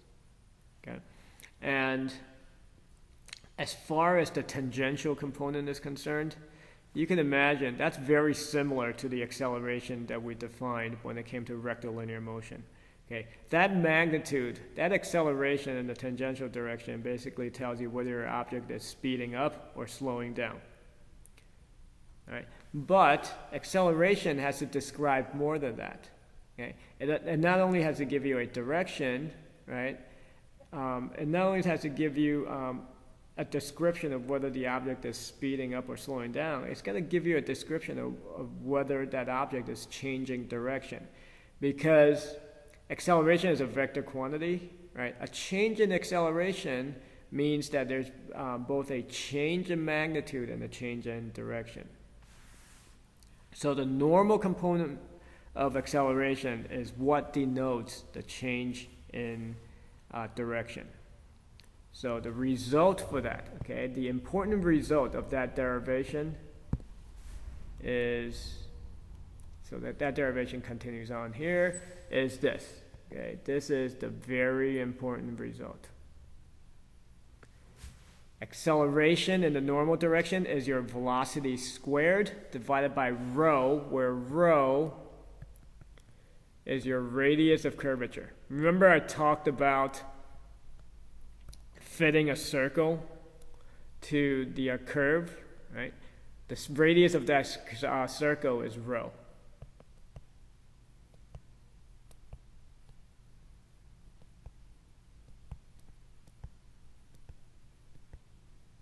All right. And of course, the tangential component is dv dt. Remember I said earlier, I mean, usually to get this, you would need to attach a speedometer to your car, right? And come up with an equation or a function for velocity as a function of time. And then once, what you do is you take that equation and you differentiate it, okay, to get your tangential component of acceleration.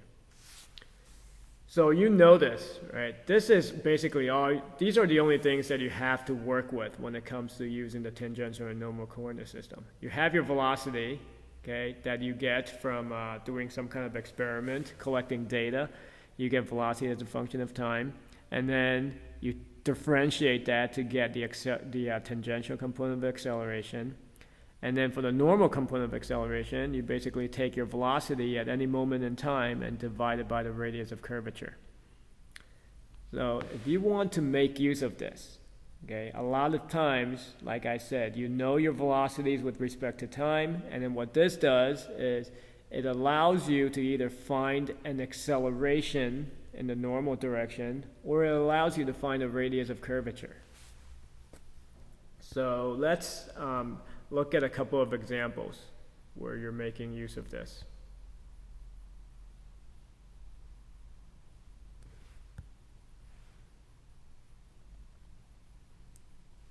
All right, so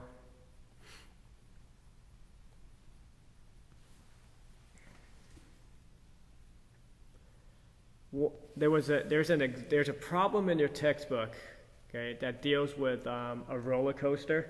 Right, so imagine you're an engineer who's designing this roller coaster, and the roller coaster, basically, you're designing the part of the track where the roller coaster is kind of at some peak height, okay, and then it's going to go down this hill, okay, reaches the valley, and so on and so forth. Okay, if you're designing this, okay, you've already designed the track. So the track, I believe they say, you know, had a radius of curvature of, I don't remember, let's say it's 60 feet.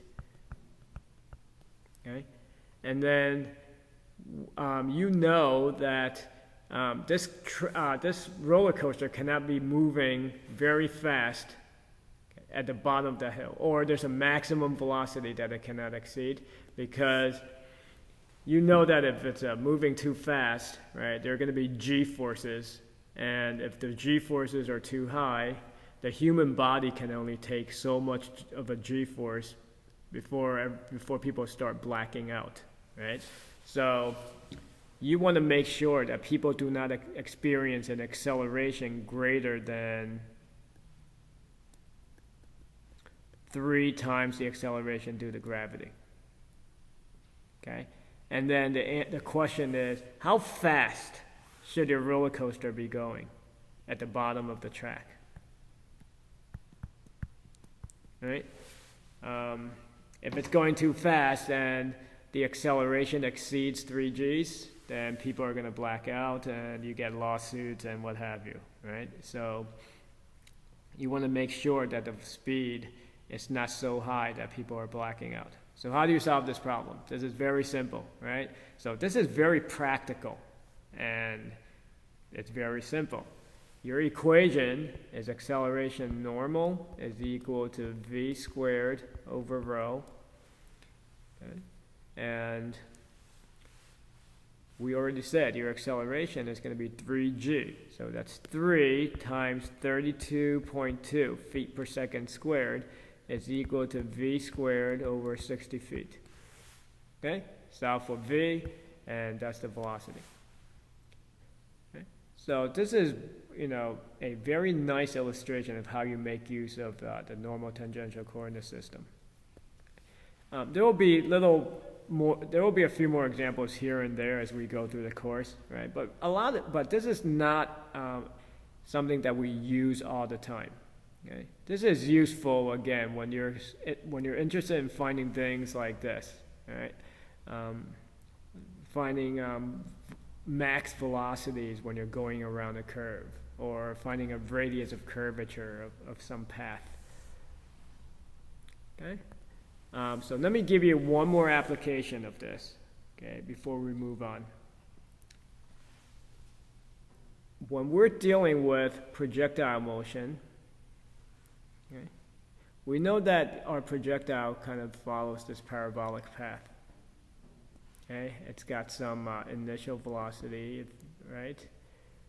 Let's keep using that same example that I was using in the problems we worked out. So I launched at 100 meters per second, right, at an angle of 30 degrees, let's say. I can make use of the normal tangential coordinate system, okay, to find radii of curvature along this path.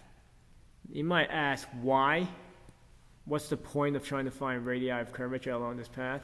It's just to kind of give you more information, right, about this path. Like, if you have a really large radius of curvature, what does that mean? It means you have a pretty flat path, right? Your path is more linear. If you have a very small radius of curvature, what does that mean? It means it's pretty peaked. Okay? So that's why you would be interested in radii of curvature when it comes to projectile motion. So let me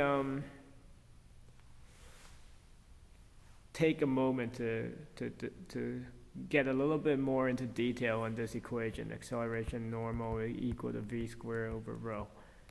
Okay. So radius of curvature, again, is the radius of the path, right? If you fit a circle to that path, it's the radius of that circle. And acceleration normal, we said, denotes or represents the change in direction. Okay, so here's another way of trying to kind of give you a more intuitive feel for this equation. If you have basically an object that's going around a very, very subtle curve, it's almost a flat curve, what's the radius of curvature? It's going to be very large, right? So for a given speed, if I'm going around a very subtle curve at a given speed, I have v squared divided by some large value. That gives me a small normal component of acceleration. So a small normal component of acceleration tells me that I am not changing direction very fast, which would be the case if I'm going around this very subtle curve, right? If I'm going around a very sharp curve, then what's my radius of curvature? It's small. All right, now I get v squared over something that's small. What happens to my normal component of acceleration? It's large, right? And what does a large normal component of acceleration mean? It means I'm changing direction very rapidly, very quickly. Okay? And one application of this is what's called a skid pad. So those of you that are car enthusiasts, right, you know what a skid pad is. But for those of you that don't know, okay, a skid pad is used to test or determine how well a car handles. Okay, it's a measure of a car's road handling ability, or basically how well it sticks to the road when going around a sharp turn or a sharp curve. Okay. And what all a skid pad is is a circular track. You set up a circular track of a certain radius. You know exactly what the radius of your track is, okay? So that's rho, that's your radius of curvature. And then what you do is you take your car and you start driving it around this circle. And you drive it faster and faster and faster, okay? And you just keep driving until you slide off the track, until you can't stick to this track anymore. You're going so fast, right? Your car is no longer able to stay on the track. And the speed at which you just fly off the track, you note that down, okay? And then you plug that into our equation. Acceleration normal is that velocity, right, squared divided by the radius of curvature. What do you do with that acceleration? You take that acceleration and you divide it by acceleration due to gravity. What that gives you is some constant times acceleration due to gravity. Or that's what you're going to express your acceleration normal, right, is some value times acceleration due to gravity. So the larger the value, the better your car is able to stick to the road when it's going around a curve, right? So something that's a super handling sports car, right? Like a Ferrari or a Corvette these days. You're talking about values that are right around 1G, okay? And your typical family sedan, you're probably looking at maybe 0.7 to 0.8 G. Okay. And then the Formula One car, a race car, right? The most extreme of race cars, you're talking about, I believe, 5 Gs. Okay. Right. So that's another application of this, making use of this acceleration in the normal direction. Okay? All right, so the example I wanted to talk about when it came to projectile motion, though, okay, is very similar, actually. So there are two important points in our projectile motion. It's the point of launch, right, my initial point, and then the apex, okay? So a lot of times you want to find your radius of curvature at these 2 points. So let's start at the point of launch. At the point of launch, okay, you know what direction your velocity is. You know your v is equal to 100 in this case, right? And then you know your acceleration is just due to gravity. In fact, in projectile motion, it's always just due to gravity, right? So you get A is equal to 9.81. So what can you tell me about this 100 meters per second, about that direction? Can everybody see that this is the tangent direction? Because we said speed or velocity is always in the tangent direction. If that's the tangent direction, then whatever's perpendicular to it is your normal direction. Yes? Okay. So I have my normal direction now mapped out. I know my absolute acceleration is going straight down. That acceleration now can be broken down into a normal component and a tangential component. Do you care what that tangential component is? You do not, right? But what you care about is this normal component. So if that's 30 degrees and your tangent and your normal are 90 degrees apart, you know this is 60 degrees, right? And then you know this is 30 degrees again. So your acceleration normal is 9.81 cosine 30. And what's the only unknown? Okay, it's your radius of curvature. So you have 9.81 cosine 30 is equal to velocity squared, that's 100 squared over rho. Solve for rho. That's the radius of curvature at the point of launch. Okay? All right. How about at the apex? At the apex, you know your velocity is horizontal. V is only v sub x, right? Because remember, at the apex, your velocity in the y direction is 0. So your velocity is equal to 100 cosine of 30. Okay? Your acceleration is still straight down. But what is that vertical direction? Well, if your tangential is horizontal, then this happens to be actually your normal component of acceleration. Okay, so your normal component of acceleration at the apex is actually acceleration due to gravity. So now you have 9.81 is equal to velocity squared, which is now 100 cosine 30, right, squared over rho, and you solve for rho. All right, so that's how you make use of this normal component of acceleration to find radii of curvature in projectile motion. All right, so the normal tangential coordinate system, as I said, there are these few applications that that stand out, right? But a lot of times it's not used very often because it doesn't give you positions, and a lot of times we do care about positions. Okay, so let's move on. The next coordinate system is what we refer to as the radial transverse coordinate system. And radial transverse, as I mentioned earlier, is nothing more than the polar coordinate system. Okay? It's just another name for the polar coordinate system. So the polar coordinate system, let me go back to the blank page here. Right, the polar coordinate system works something like this, right? First of all, it only is used in 2D. Okay, so usually we use it in the XY plane, although we don't call it XY anymore, right?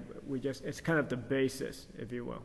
Okay, so you start off in your XY plane, and then if you have an object that's anywhere on this plane, you're going to locate it by the distance from the origin, which we call the radius, right? So that's your R coordinate. And then usually measure from the x-axis, right, going counterclockwise, you just measure that angle, theta. So your position is given in terms of R and theta. Okay? And then now this allows you to relate R and theta to x and y, because you can say x is equal to R cosine theta, right? And y is equal to R sine theta. So we're gonna build on this a little more, right? And we're gonna say, since this point is gonna represent the location of our object, and our object is gonna be moving, right? You notice that since we're making use of this theta value, right, and everything is measured from this fixed origin, this coordinate system, right, when it comes to dynamics, is used to describe anything that's rotating about a fixed point, namely anything that's rotating about this origin. And that's the only case when we would use this coordinate system. Right. So anyway, since we're looking at motion, right, we're looking at velocities and accelerations, we're going to define unit vectors again. Okay? And what this means is that the radial transverse coordinate system has similarities to both the Cartesian, which we just showed, right? They're related to one another, but it's also got similarities to the normal tangential. And the way it's similar to the normal tangential is that we're going to attach our unit vectors to the object. Our unit vectors are going to move along with our object, okay? And we're going to define first the radial unit vector. It's obvious what direction it's going to go in, right? Since we just continue that radius, right? It's going to point away from that object, point away from the origin. So there's E sub r. when I write unit vectors, I put a little hat on top, okay, to kind of designate them as unit vectors. Because a vector by itself, usually, you do x with an arrow on top. That designates any vector. Some people like to put this little hat or this little caret to indicate unit vector. Okay. So there's E sub r.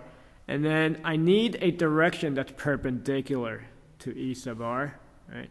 If my object is rotating counterclockwise, then I just follow that direction of motion in determining the direction of the transverse unit vector, if you will. That's called E sub theta. Okay, so there's your transverse unit vector.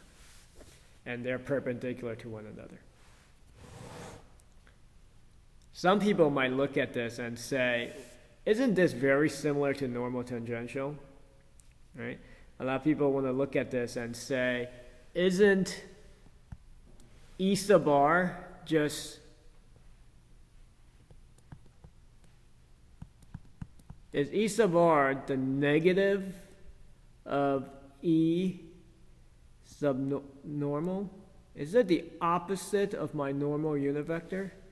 And is E sub theta the same as your tangential unit vector?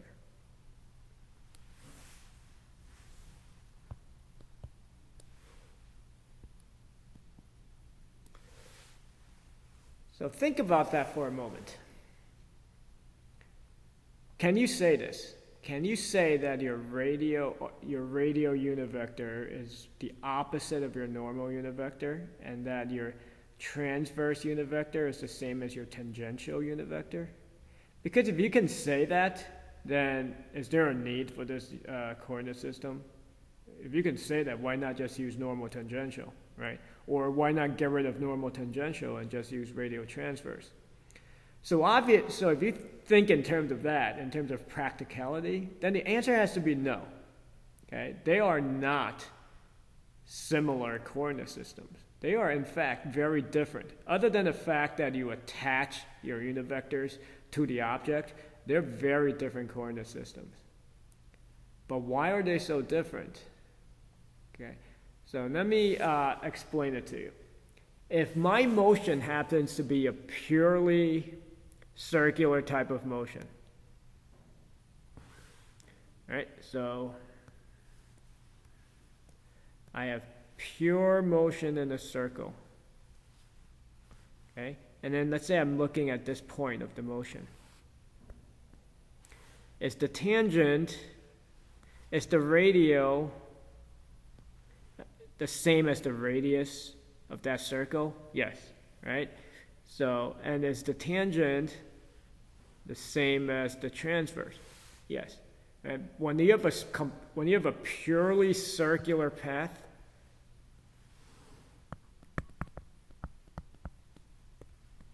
then yes, okay, E sub r is the negative of E sub normal, and E sub theta is equal to E sub tangent. They aren't the same, okay? But what if I don't have a circular path? Now imagine you have some kind of an elliptical path, perhaps, right? And I'm going to choose like, let's choose this point here. Try and follow along here. Okay, what is the tangent? There's tangent, right? That's tangent. That's about the tangent to that portion of the curve. So there's E sub t. And then perpendicular to that, towards the center of curvature, there's E sub n. Correct?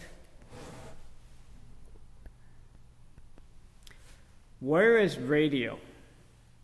Radial is measured or originates at the origin, okay? And then I draw the radius, and then that's E radial.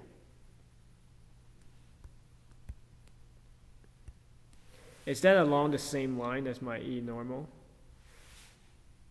Okay, it is not, because look,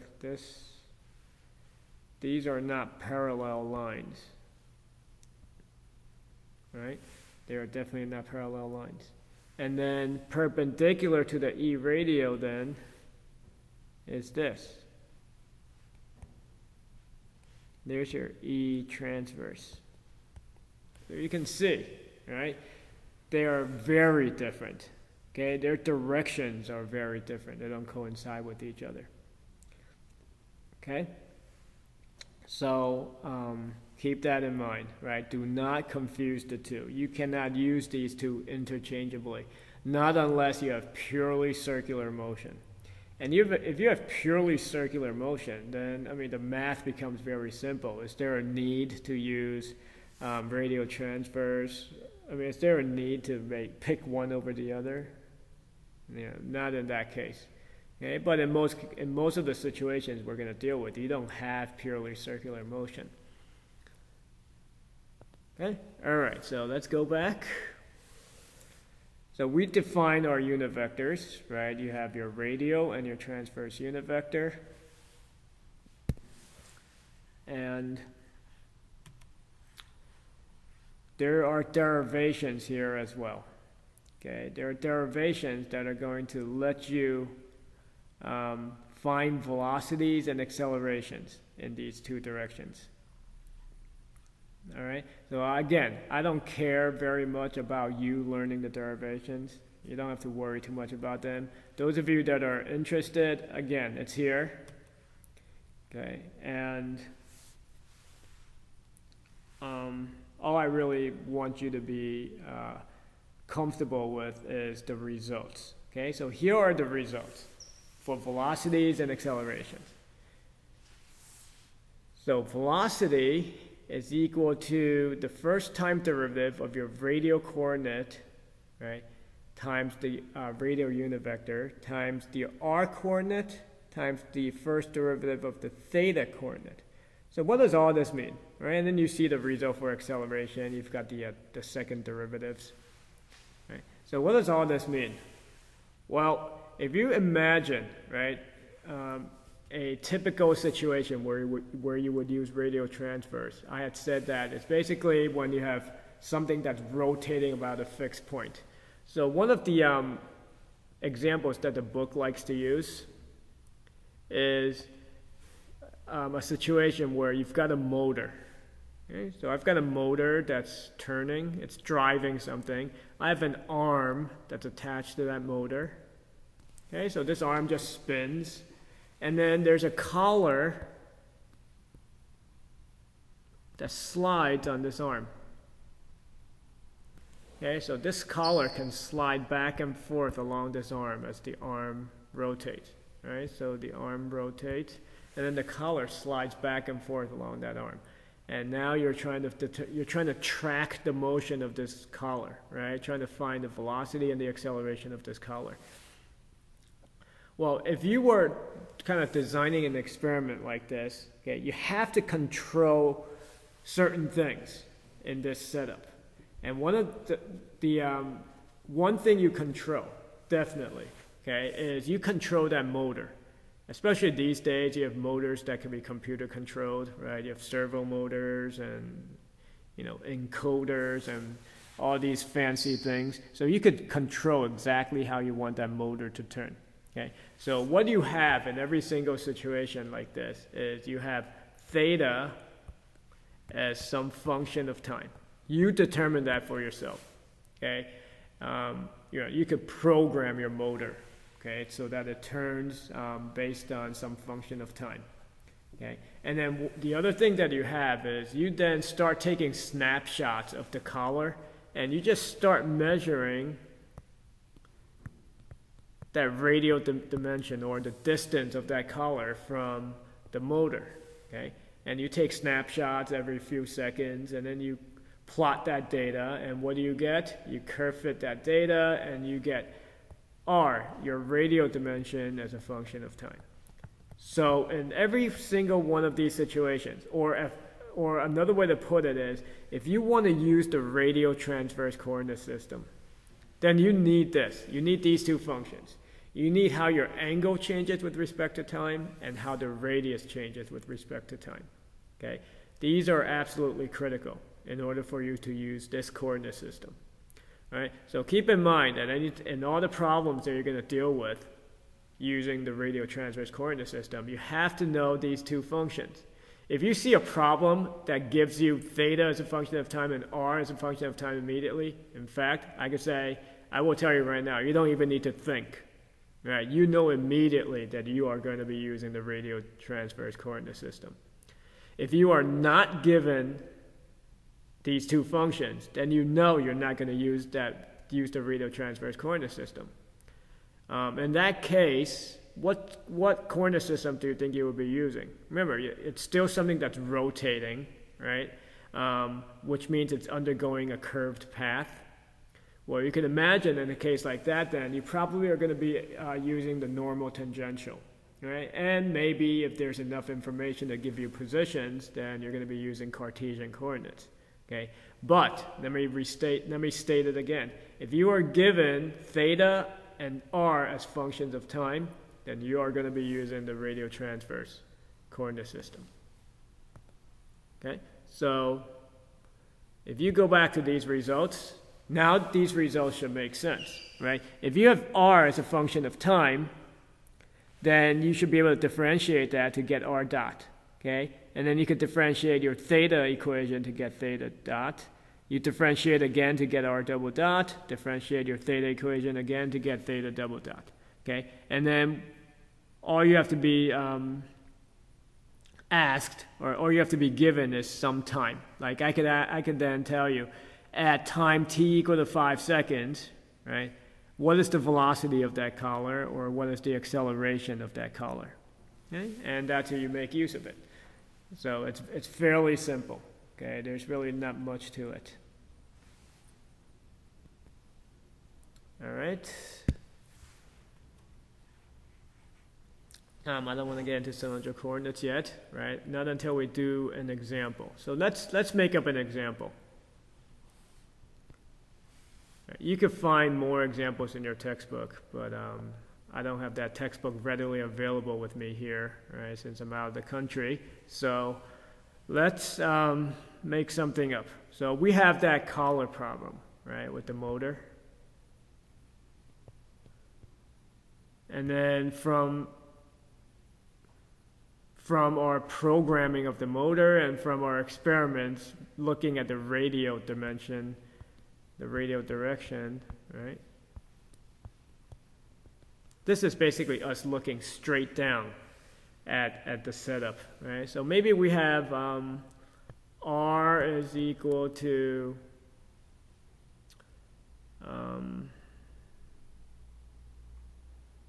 3t squared plus 2t minus 5, right? Maybe we determine that it's some polynomial. Theta is usually going to be some kind of a cyclical function, meaning it's going to be a sinusoidal, right, or something along those lines. It's going to be some kind of a trig function. So let's say it's just 2 cosine of pi t. All right? So that's our situation. Okay? And what we're going to be asked is, at t equals 2 seconds,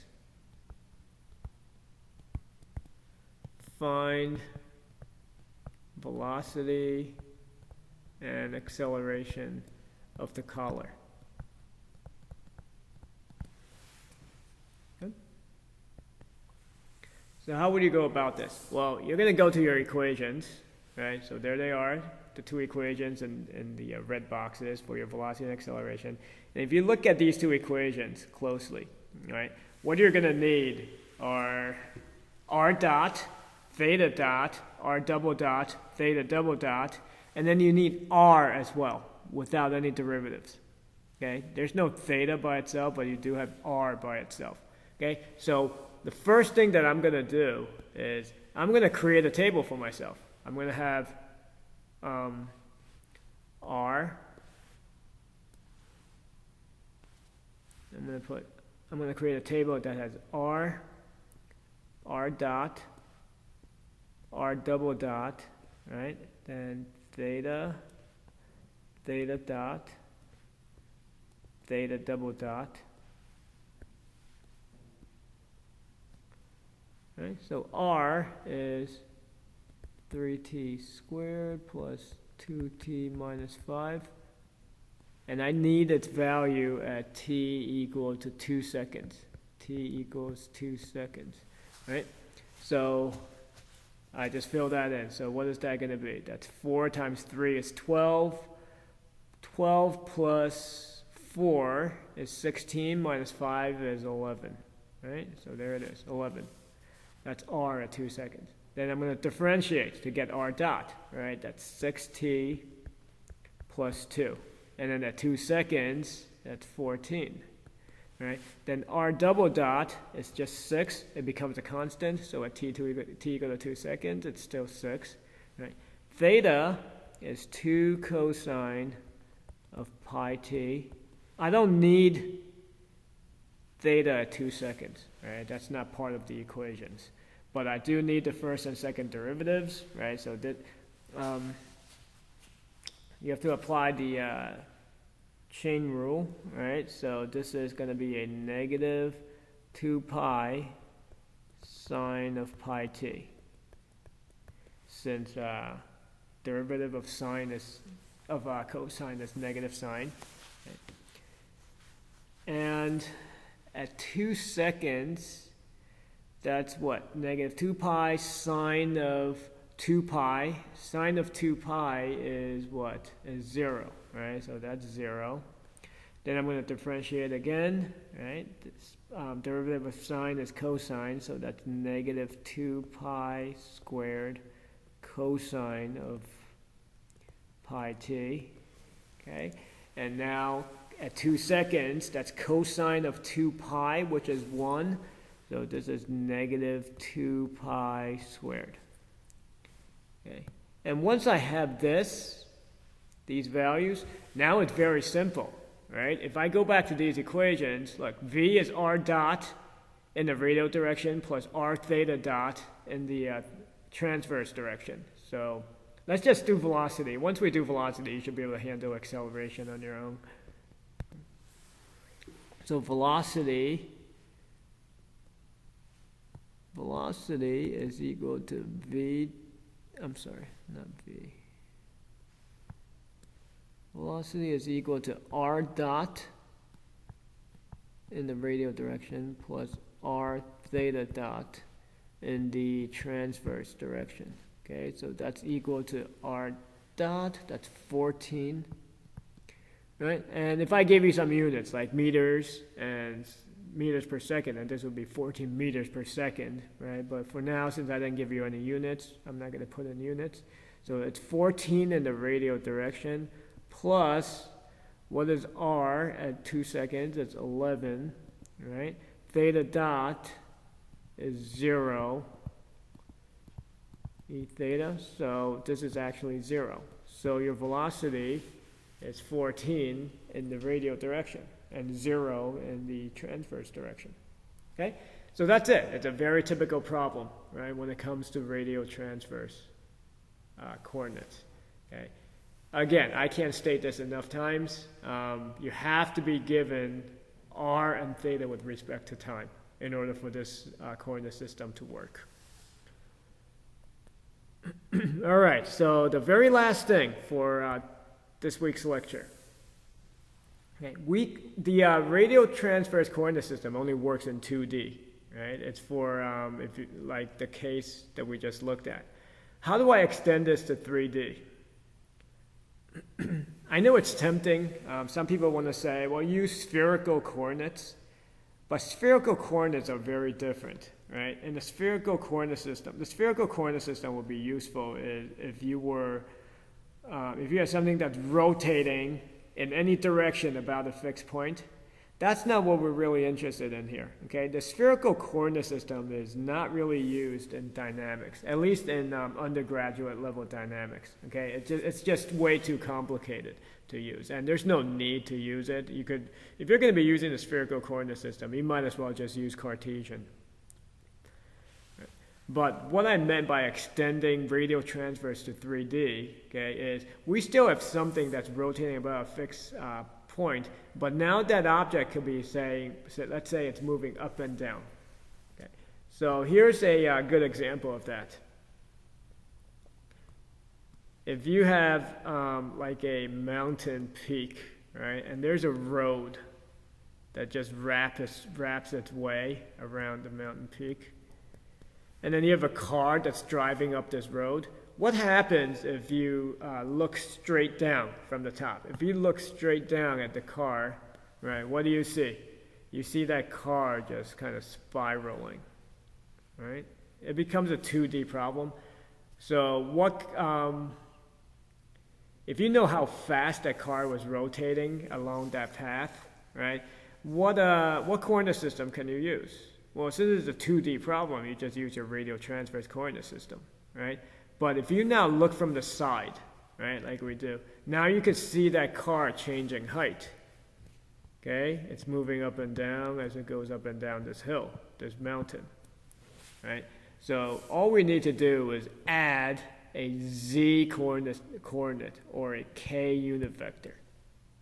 All right, and that's what we call cylindrical coordinates. So cylindrical coordinates are basically taking your polar coordinate or your radial transverse coordinates and then adding a vertical direction. And what you need in this case is you need to take snapshots now of how that height is changing, and you need to come up with an equation for z as a function of time. Okay, so now you need theta as a function of time. You need r as a function of time, and then you also need z as a function of time in order to use the cylindrical coordinate system. Okay, and just to show you quickly how that looks, there it is. Okay, and we just replaced lowercase r by capital R just to kind of be able to tell the difference between 2D and 3D. Okay, but it doesn't matter. You could stick with lowercase r. Really doesn't matter. All right, so with that, we will end this week's lecture, okay, and that takes care of the first chapter. All right, so our first lecture was rectilinear motion, and today's lecture was curvilinear motion, where we dealt with 3 different coordinate systems, right? Cartesian coordinates, in which we looked only at projectile motion. Then the normal tangential coordinate system, we gave a few examples of when you would use that, right? And then radial transverse, right? And of course we talked about cases where you would use that. Okay, so look for one more lecture from me, right? In the form of these videos.